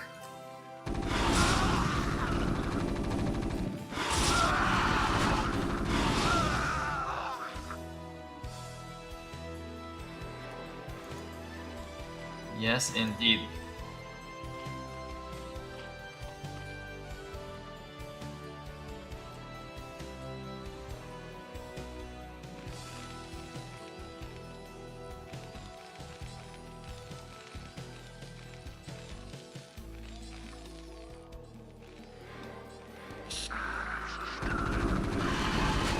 Red needs these lurkers to finish. Oh my god, if these lurkers had finished, he could have done stop lurkers in the middle of the map and actually won the game off that. Now his lurkers might immediately die as they pop. Oh my god, he needs the mutas and links to come in at the same time. There's the scan. Wow.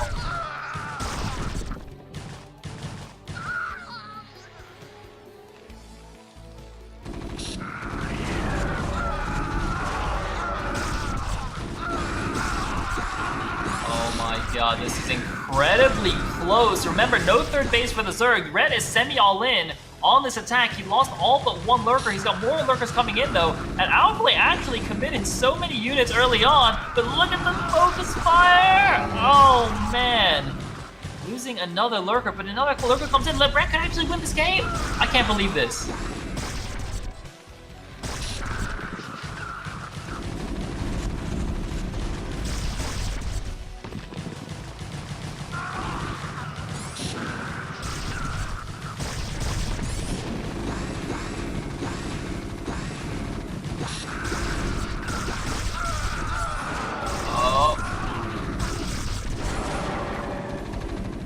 Wait, do these Marines have armor?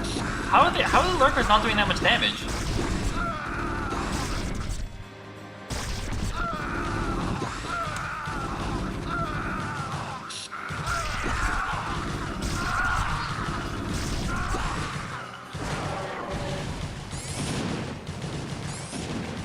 Oh my god, Red's doing it! He's breaking in the main! Wait.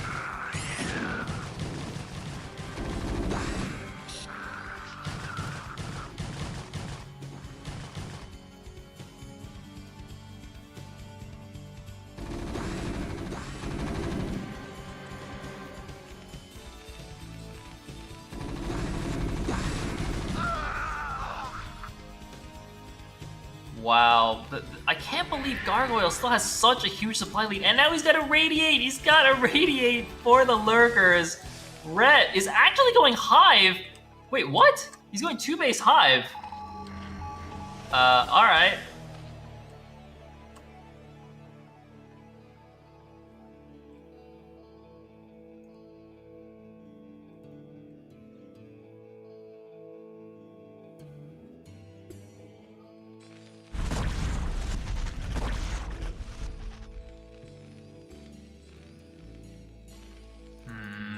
This supply count though is pretty bad, and our play, I don't think he lost that many SCVs either. His economy is still super duper strong, which is and red and yeah, I mean Hydras, Scourge are the thing you need for vessels, right? Hydras don't do nearly enough damage because vessels they got 200 HP. They're not dying to unupgraded Hydras anytime soon. This could be it for Red. He's going in. Oh my god, it's working.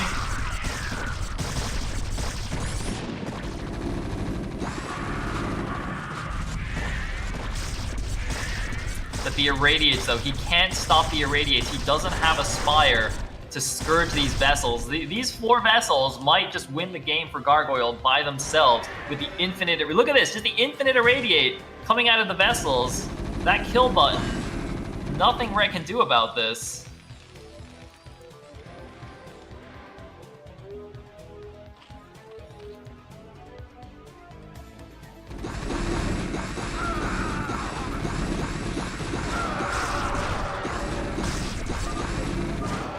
GG.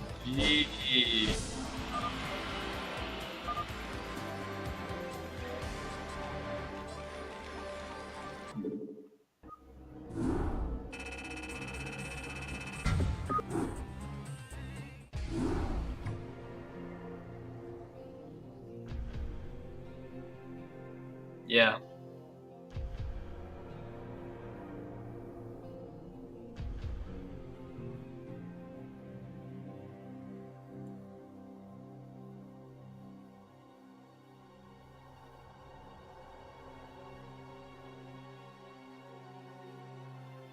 Yeah.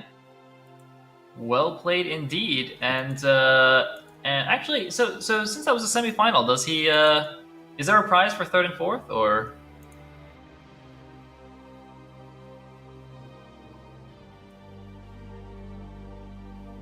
Okay. Seems good.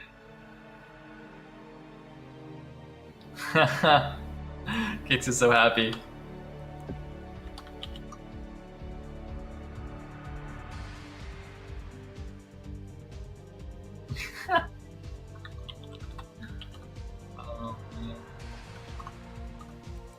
Indeed they are. And looks like Shiny is very anxious to get started. Are there any map bans or are we just playing everything? Alright, let's do it.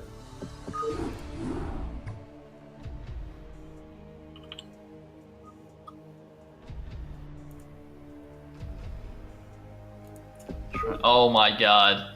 Kix, no. I bet Shiny's just gonna 2-port Wraith on this map. Watch, he's gonna 2-port Wraith. Wait. I joined this without typing a password again. I think you're right. You can just join friends' games without passwords. Huh.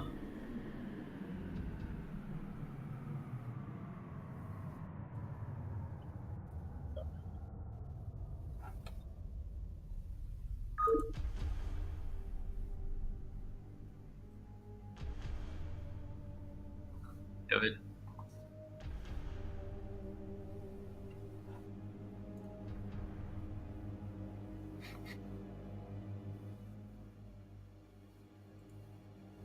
Nice. Alright, guys.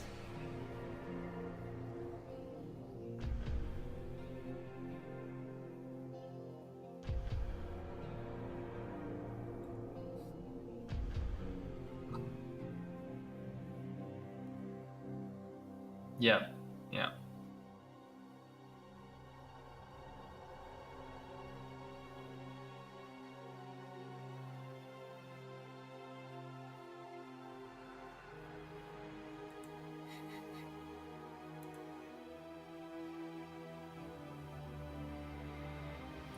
Alright, we are waiting for Mr. Kicks.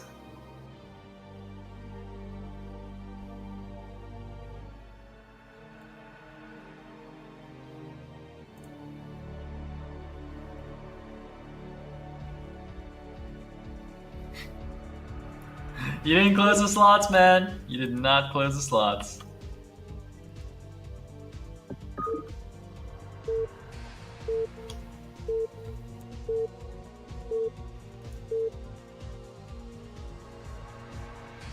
Oh god, the lag.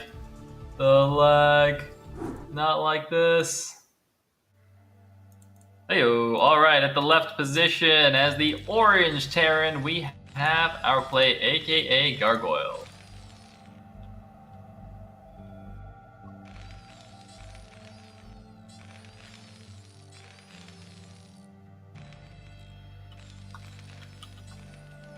Alright. Wait, did you say Monkey King again? Alright. Alright, just checking.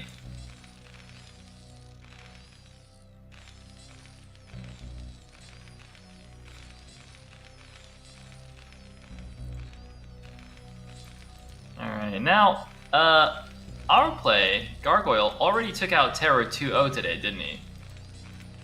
So, his TVT is probably pretty good, because Terror plays TVT. He does, yeah. Now, it'll be I don't know if Terra, or if our play actually plays too much TVT, but we'll soon find out. I've just found out that my mic was muted on my own stream for that entire last series. Wait, the entire series? Yep. What the? I muted it when I went away and I forgot to unmute it, so luckily enough I wasn't muted on your stream. Wait, are you not like watching your own chat? Did people not yell at you? I didn't notice it, but someone did point it out. I do apologize for missing it. Oh god. See, this is why I always have my chat open, so that if anything bad happens, people are like, ah, it's broken, Sail! What are you doing? I can fix this straight away. Oh wait, is this gas first? Wait, what? Gas first by Outplay. Interesting move. What's he gonna do with it? One crazy thing you can do on this map is you can run through the minerals and build proxy starports. Like, you can do some crazy stuff if you wanted to. But I think he's probably just gonna go 1-1-1 in his base rather than anything too crazy. You'd normally send the SCV out by now. That is madness. Wait, what? But it's, if he's gonna proxy starports, it's still too early for that. So it doesn't like, he wouldn't necessarily send the SCV out this early, would he? Considering he doesn't know where his opponent is, you'd probably need to send out the SCV pretty early to find out if you were getting proxied as well. There is a huge amount of buildable terrain in the middle of the map, so you can do some really weird stuff on this map. Yeah, yeah. Oh man, there's like little like coral reefs here. Thank you, Ivocas, for the donation. Thank you so much. He said it was unlucky to get True Touch in round 1. Yes, unlucky indeed, dude. But hey, you tried your best. That's all that matters, and I'm glad you're enjoying the stream. Alright, what do we got here? We got the scout coming in. First scout for outplay. Oh, is he gonna try and block? Oh! Oh, he's not gonna do it. Now, if Shiny is as good as people say he is, he's actually gonna be able to tell how much gas has been mined by the timing of the factory, I believe. It's gonna be close though. Wait, you can't see other people's gas counts, can you, if you click on the refinery? No, Wait, okay. But our place factory is slower than Money King's. So what does that tell you if you're Terran? It would normally signify the gas was later, but the fact he's still mining gas probably signifies Wraith, but he is going 2 fact instead, so I'm not really sure why he's going for all this gas this early. It seems a bit of a weird decision. You need more, like, unless he's going 2 fact tanks, which I'm not sure is that great on this map. Did he? Do you think he just forgot to build his barracks? He was just so intimidated by playing Shiny in the finals. He's like, oh, I don't know what I'm doing. I don't know, he played against Rhett in a pretty dominating performance, so I'm not sure nerves is his thing. And he is going to scout with his barracks first, so that'll give him a decent amount of information. Looks like the SUV scout goes down to the 3 Marines. Shiny is going for 1 fact 1 port, going straight up to control tower and machine shop. So are we going to see a early dropship, or are we going to see Wraith with cloak coming out Shiny here? Dude, that freaking Vulture that attacked missed both of its shots on that Marine. This Marine is so lucky. Now there's a second Vulture coming in. Let's see exactly how lucky this Marine is. Alright, wait. Oh, took him down. But here we go, the first tank is out. The important thing for Shiny is he does see the 2 factories with shops. Interestingly though, Outplay with lots of gas isn't actually getting any upgrades from his shops right now. He's just going pure tanks with no siege, so... He also sent his 3 Marines out. The first tank is just going, it's just attacking, and presumably more of its buddies will follow.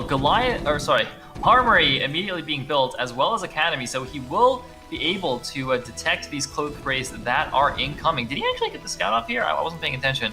No, he didn't. Alright, well, looks like he's... But he was still on 1 base, so... Well, he sees the Wraith now. Yeah, this Wraith is going to be a big tell. Now he's going to move in and he'll see just how much gas is being mined as well with the 3 SUVs still on there. He hasn't... Ooh, he's actually landing the barracks, trying to keep it alive from the Wraith. But for getting there's 2 tanks here, not going to do too much. Now, did he add on an extra factory before? No. So he will have to add on his barracks again at some point. Interestingly, neither player... It looks like, okay, so we finally see it. Over on the right side of Shiny's base, there is a cloaked Arbiter, or an Arbiter, which is cloaking eggs. So rather than the mineral trick that you would normally do, you actually right-click on the gas to get through the cloaked eggs to take this really easily defendable second base or third base, depending on the time you take it. Especially with him going air as well, it's going to be really hard for him to attack. Do you know what was cancelled above the factory in Chinese base? Oh wait, we're moving in. 3 siege tanks, 1 spotter.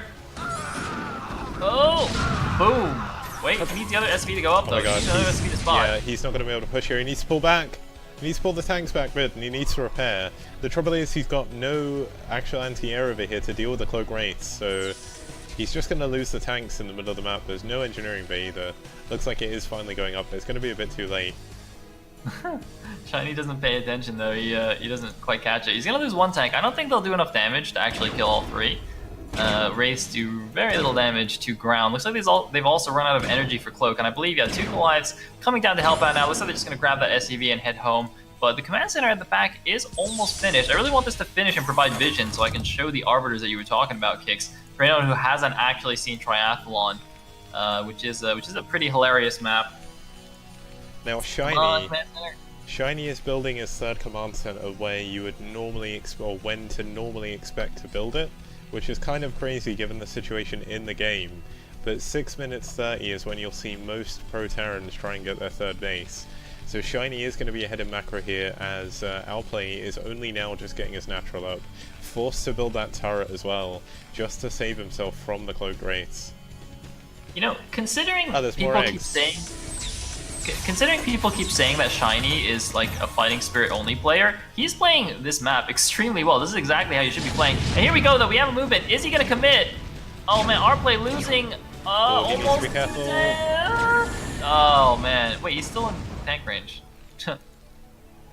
Yeah, this is the problem when you try and push with Goliaths and tanks against tank Wraith. You get into these odd situations where you kind of don't have enough scans to deal with the Wraiths, and your Goliaths will get pulled straight into the... Wow, look at Shiny's barracks and that really weird doodad. It's like some crazy like Stargate-style turret thing. I've never seen that before. I wonder what it looks like in... Wow, it even looks like that normally as well in F5. That's kind of cool. Oh my... Dude, it looks even cooler in F5. Holy... That is amazing. Well, he's building, he's bringing SCVs to build turrets here now, so he's going to be able to set up a nice offensive siege line, but unbeknownst to him, Shiny's actually on 3 bases. Dude, Gargoyle he's got doesn't 3 know the gases. map. He does not understand the map at all. Like, this is completely... This is great on, you know, fighting Spirit, but this is completely useless on Triathlon. Like, he can just leave out the side of his base. Look at this. There's a second egg. He can just kill all these eggs on the left side with his tanks, and then just peace out, you know? Like, this contain doesn't do anything. Yeah, also, he's being too aggressive with the contain as well. He's up against 6 tanks with 2. Like, that is not a good position to be in. 2 more are going to come in.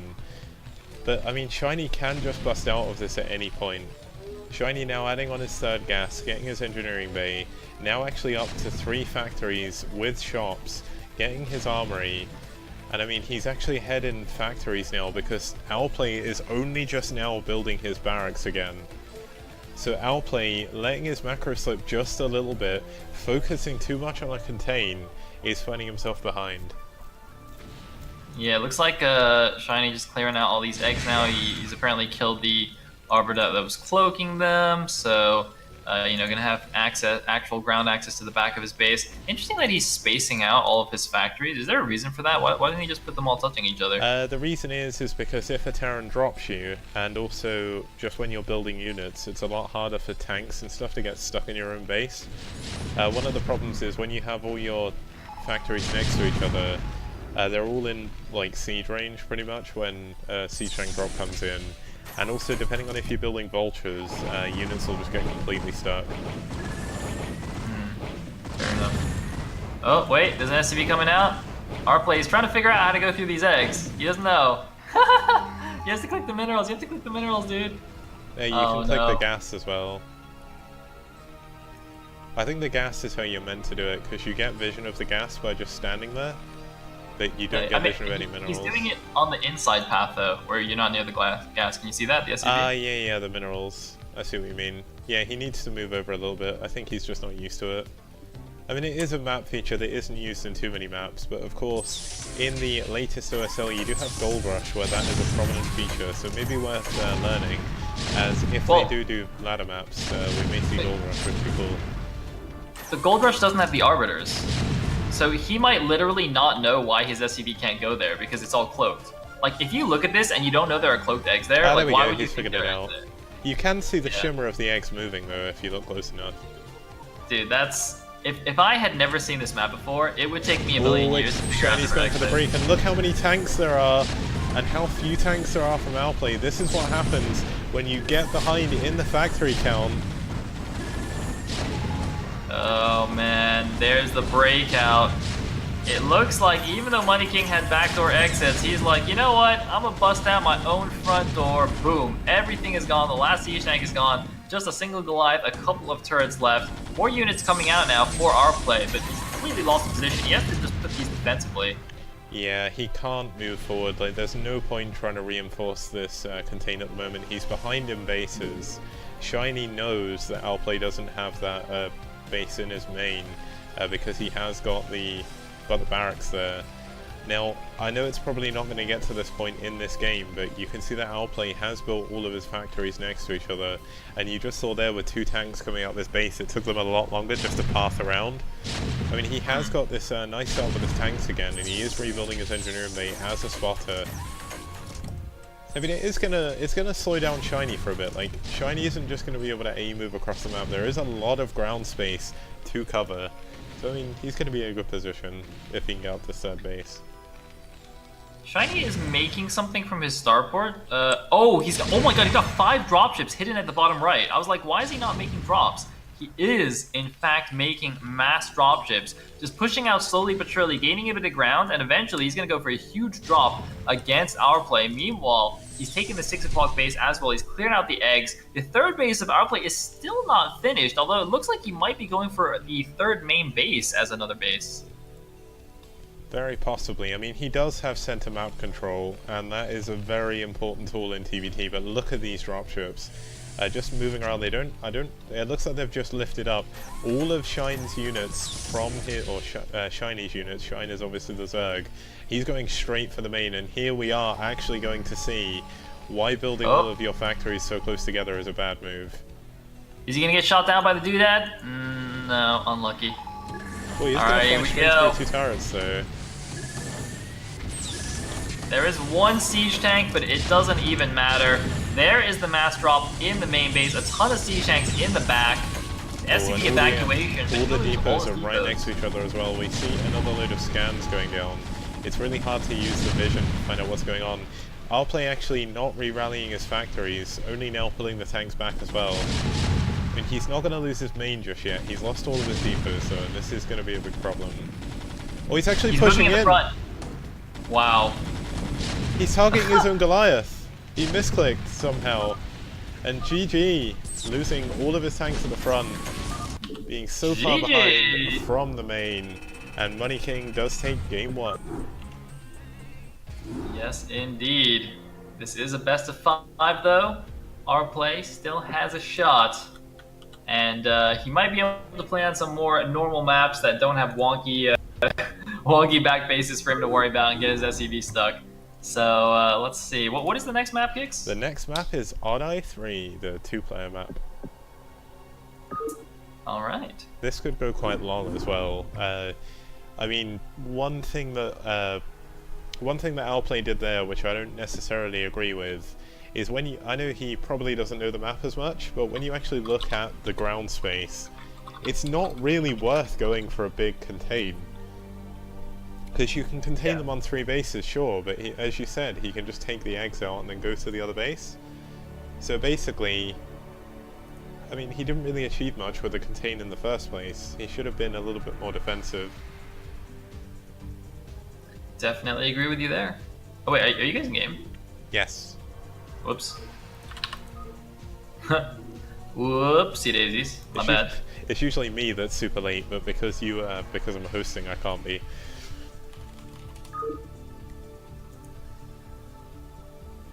Alright, got some more TVT action, guys. Let's do it. Just waiting for Money King. There we go. Go, go, go. Go.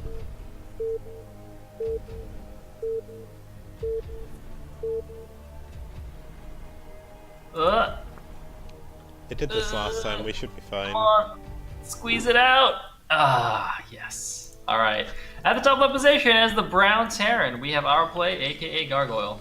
And in the bottom right, we do have Money King, aka Shiny, and he is the Yellow Terran.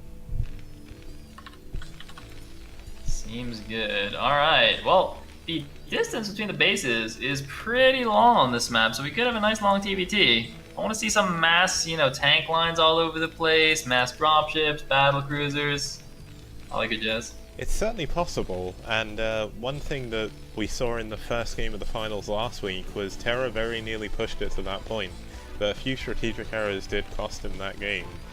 Outplay played pretty solidly that previous game, but he did overcommit to a contain that didn't really achieve very much, so he needs to be a little bit more strategical with his thinking. If you're going to go for a contain in TVT, you're going to have to hope that it blocks them from an extra gas base, and that didn't block him from anything, so Outplay is going to have to be a little bit more careful moving forward in the series.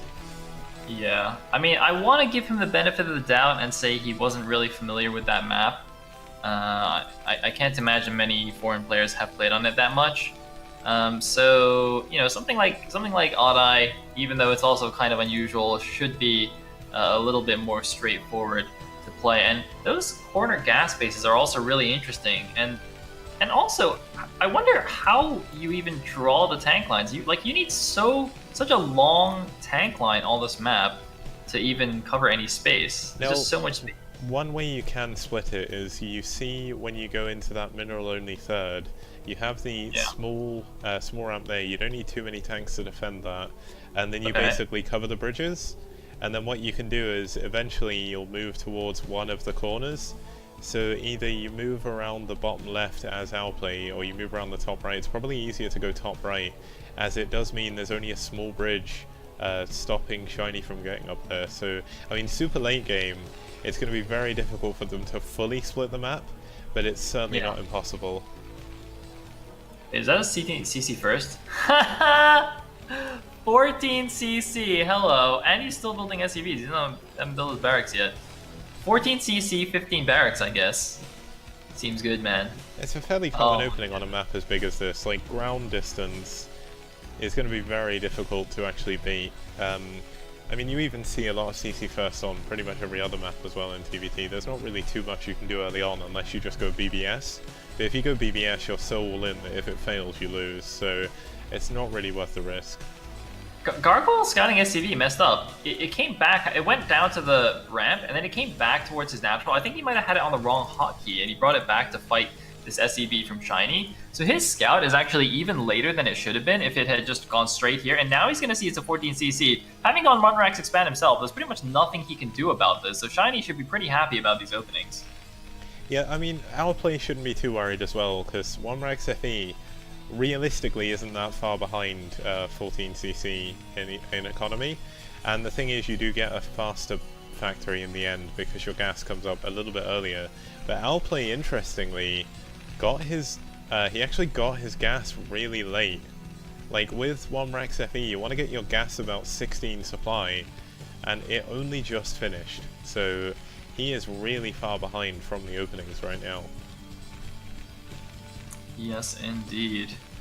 Well, I guess we'll have to see. Now, the good thing though is that, you know, the small difference in economy from the openings should kind of matter less and less the longer the game goes. And again, given how big the map is, it's very unlikely that this will end, you know, just on 2 base or whatever. So, you know, shouldn't matter in the long run. Looks like we have just a... I mean, this is an interesting little push, but he needs to be careful. Now, the funny thing is, because they both went for such economical openings, neither of them actually opted to build a bunker. And now both of them have lost all their marines. Outplay's got another couple over here. But if he loses these, vultures are suddenly a lot more powerful in the early game. Neither of them really want to be building any extra barracks, so... He's going in again with 2 marines gigs. Oh, God. Oh, he's bunker rushing! He's bunker rushing, why? Why outplay? That's not gonna work, my friend. Especially with the vulture coming out as well. He's gonna have to cancel this. And now, he is lucky that this map is so long, because his factory is only just finished, and Shiny already has his first vulture coming out. Interestingly, both of them are going for the 3 factory early on. This is very common. And it looks like Outplay's third factory is actually going to be a little bit quicker. Oh, and he does get the vulture out in time. It's okay. It's a vulture duel. Outplay got the first shot, but Shiny moves onto the high ground. He's got the high ground. I think Shiny just about gets that. Outplay actually missed a single shot. If he hadn't, they would have killed each other. Unlucky, but good control there by Shiny just to make sure that vulture stays alive. These are the small details that really really separate the top tier players. It's just little things like this once you get to the high level. It's like 4th factory on the way for both players as well. And are we seeing mass vultures? It looks like we are, Kicks. This isn't a very good map to go early tanks on due to the space you have to cover. So we're going to see a lot of speed vultures laying mines absolutely everywhere. Shiny even going up to his 5th factory already.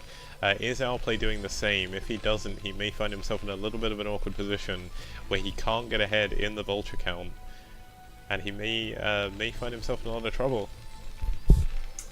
Yeah, I don't see the 5th factory yet, so he is going to be outproduced by 20% here from Shiny, and I love seeing these mass vulture battles, but it's going to be potentially tricky. Now, the thing that could save him is if he goes for, you know, a faster tanker and a faster armory than Shiny and switches back into those more expensive units in order to actually hold his ground. But in that case, he would be playing it defensively. And here we go. 7 vultures against 8, 9, 10. Huge outnumbering here for Shiny. Can he repair, though? Look at this amazing target firing. He's not got any SUVs repairing. And I think Money King may actually just break him here. Oh, one of the vultures was bugging out though, and it looks like, oh man, but more coming in. Look at how fast the reinforcements come in. That is unfortunate, but when you fall behind in vultures, like, I know you've said before that ZVZ is very much drone roulette on close air, basically, TBT is Vulture Roulette. If you try and switch out of Vultures earlier, or you don't have enough factories, you do just die, and there's nothing you can do. And lucky noob, this is the finals, so that's the second game of the set. We are going to be moving on to the third game on Colosseum. Indeed we are. Could have a quick TBT best of finals again. But our play is not doing terribly. He's definitely putting up a fight. Yeah, Outplay's biggest mistake. Attack. Outplay's biggest mistake was not building the bunker at his natural and just defending with the Marines. He knew that Shiny was going to be going into Vultures as well. It's very common on that map. I mean, he may not know about the map specifically, but just given the layout of the map, if you look at the map for more than 5 seconds as a Terran player, you know TBT is going to be some crazy, like, Vulture action early on. And he just didn't prepare well enough for it, unfortunately. So we are going to move on to Colosseum. I'm just hosting now. Alright. It's all you, man. Host it up. I'm going to close the extra slots. I'm still getting freaked out by not having to enter a password every time I join the game. Oh wait, am I? Okay, no. I'm in the up slot. Good. Yeah. If you weren't, they wouldn't be able to join, so it's all good.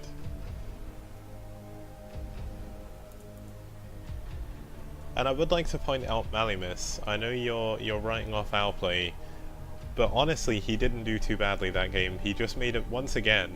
It happens a lot in a lot of games I've seen, just in general. One player will be playing fine, and then they make one strategic error that costs them too much, and then the game just snowballs eventually. It happened with Terra last week as well. Okay, let's see if we can go. Let's do it. My camera's flashing for some reason. Calm down, camera.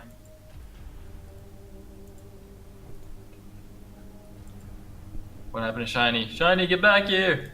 Oh, he's here. Hey. He's here and he's excited. He is the money king, so that's what he came for. Is he gonna get it? Outplay is the one person stopping him. Let's see what's going on. Now, here we go. I mean, we said, like, Odd Eye would probably give you a long TBT. Unless one of them does some crazy siege rush, this is going to be a long TBT.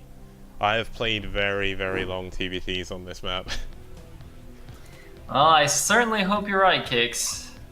And I guess let's see what happens here. Shiny gonna be spawning as the green Terran at the top left. And in the bottom right 5 position, we do have Outplay, the white Terran. We are cross spawns on Colosseum. Can we see a long TBT? Can somebody stop this man, the Money King? I guess we'll find out. I was gonna say let's find out on the next episode of Dragon Ball Z, but we're actually just gonna find out today. Yeah, we're just gonna find out like right now. This is it. Yeah. I nearly called you Shine. What the hell? Hey! Wait, dude, Shine's terrible. I don't want to be Shine. Wow, that's harsh.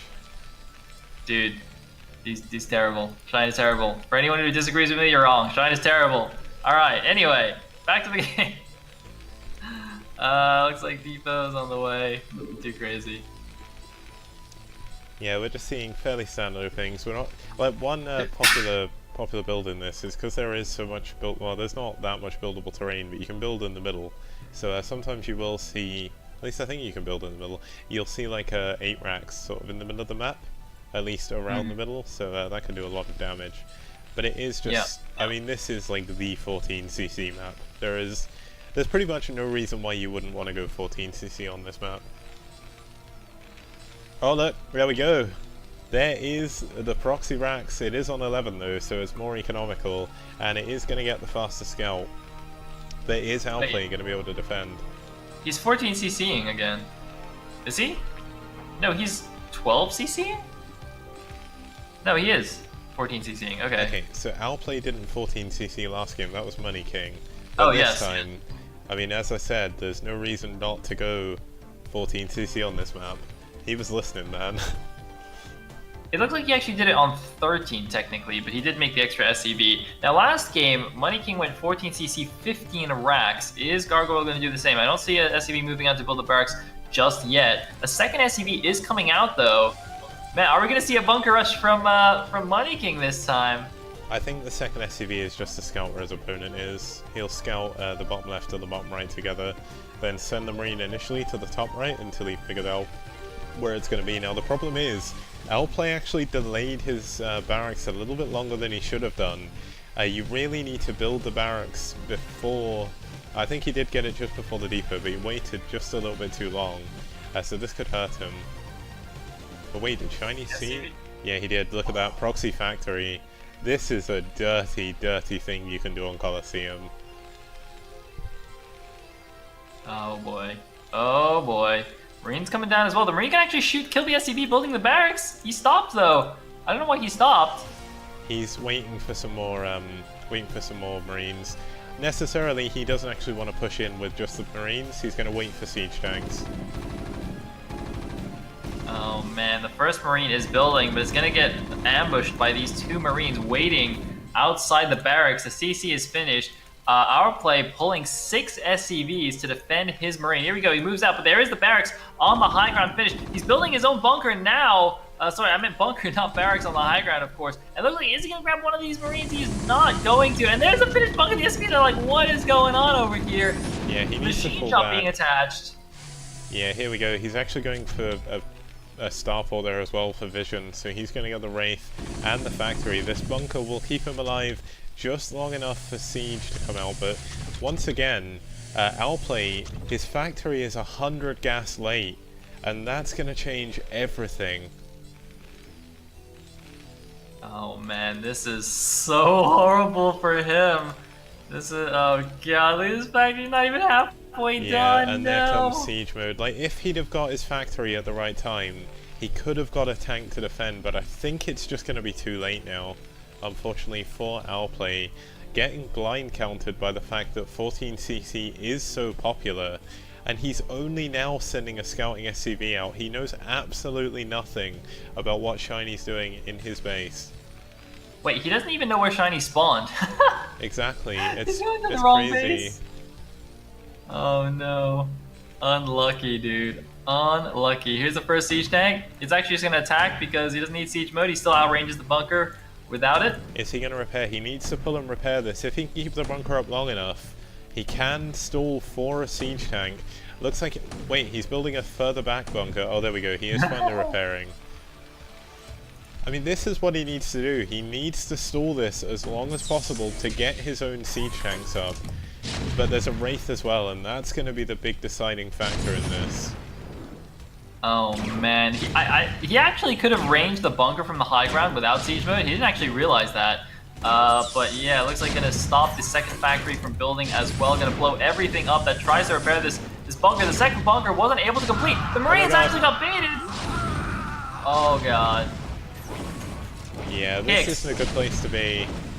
Kix, you promised me a long game, man. I want my long game. I mean, so did Outplay. Forgot his... There's a counter proxy. He's counter proxying. Oh my god. Gargoyle's counter proxy factoring. He's got the repair, but it's not enough. There's 2 Wraiths here and absolutely no anti-air. He can't afford to build a Goliath out of his factory, so... I mean, we now see the bunker at the front as well, just cementing this push. And this is just absolute tactical perfection by Money King, taking advantage of the fact 14cc is so popular. He needs to repair the tank though. Can he repair the tank? He's still technically not dead. Oh, the Goliath comes out! The Goliath comes out. He can, if he can build like 2 vultures in Money King's base, he can still kill all the SCVs. He's building it. He needs to repair the tank though. The tank falls.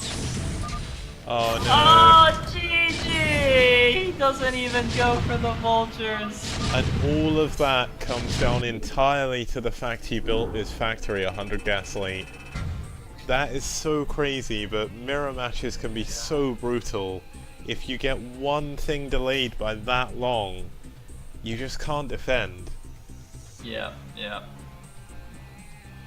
Hero Poll is saying Kix versus Shiny. Let's go. I'd This do is it. the true grand final. I'd do it, but Shiny would probably need to go to sleep, I would imagine. Yeah, fair Yeah, enough. I mean, that was well played by Shiny. Shiny does take his second Side Disruptor Cup because that's what I decided to call the trophy that is currently non-existent. And I mean, he just played incredibly well in all three of those games. And I'm not dodging, I'll play Shiny, man. I'll play right now. Like, genuinely. Oh man. In any case, the tournament is over. Thank you all so much for watching. Thanks to all the people who donated on Matcherino. Much appreciated. As well as on my stream. Thank you guys. And congrats to Shiny for the back-to-back Side Disruptor Cups. Tomorrow there will be more tournaments. There's plenty of tournaments this weekend, guys. ESL Weekly is still happening. It's happening tomorrow afternoon, and immediately after it will be the TL Open #1. I'll be casting that as well with Mr. Kicks. And then on Sunday is the 4th and final qualifier for the Italian Esports Open. So if you have any shot of making the top 8, you should absolutely participate in that. Otherwise, tune in and I'll be casting that as well. Any shout-outs, Kicks? And to close the stream off from me, I would like to just do my usual thanks to all of the players, all the people who signed up, all the people who have tuned in, like all the people like Rhett who have come back just to play this. I know they'll probably be playing in the TL Open tomorrow as well, so that should be a lot of fun. And of course, thank you to the donators. The prize pool did finish on, I believe, $200 still, yeah, so $200, $100 from Gabriel Verlaine, so thank you very much. Baron fell with the $87 donation, thank you too. Cheesecake Scribble with the $12 donation, thanks, and Divian Broodwar for the $1 donation as well, so thank you very much. I hope everyone enjoyed this Clash for Char again. This was the 6th one. I will be back very soon with the 7th one as well, and as Sale has already said, we will be back tomorrow casting together for the Team Liquid Open, and I still can't believe that is happening. It is awesome indeed. Alright, guys, I have just seen Noni is streaming right now, so I'm going to host up Mr. Noni right after this. He was streaming earlier today as well, but yeah, for anyone who didn't see that, Noni and Cloud are the first 2 invites announced for the Italian Esports Open. So very interested to see what kind of form those guys are in. And yeah, I think that's all from us. So gonna call it a night, get some food. Thanks again so much everyone for tuning in.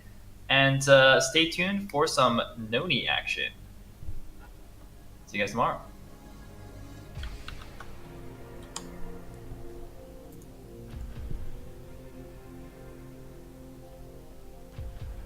Yeah, cheers for tuning in, anyone who's still watching on my stream. I know Sale's stream can't hear me anymore, he's probably gone offline.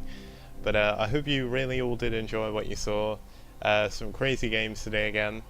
I'll definitely be back, hopefully next Friday, I guess, with Clash for Char 7. I'm going to find out from Sale when he can co-cast with me next. And it looks like people in Sales Chat, obviously Sales Chat's going to be a little bit more busy than mine. They are saying thank you for casting, so that feels good. Once again, I just hope you really enjoyed watching what you saw.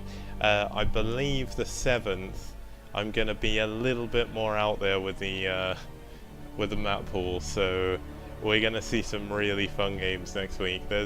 Admittedly, I want to put in some maps that people will know, so what I'm going to do is next week is the throwback week.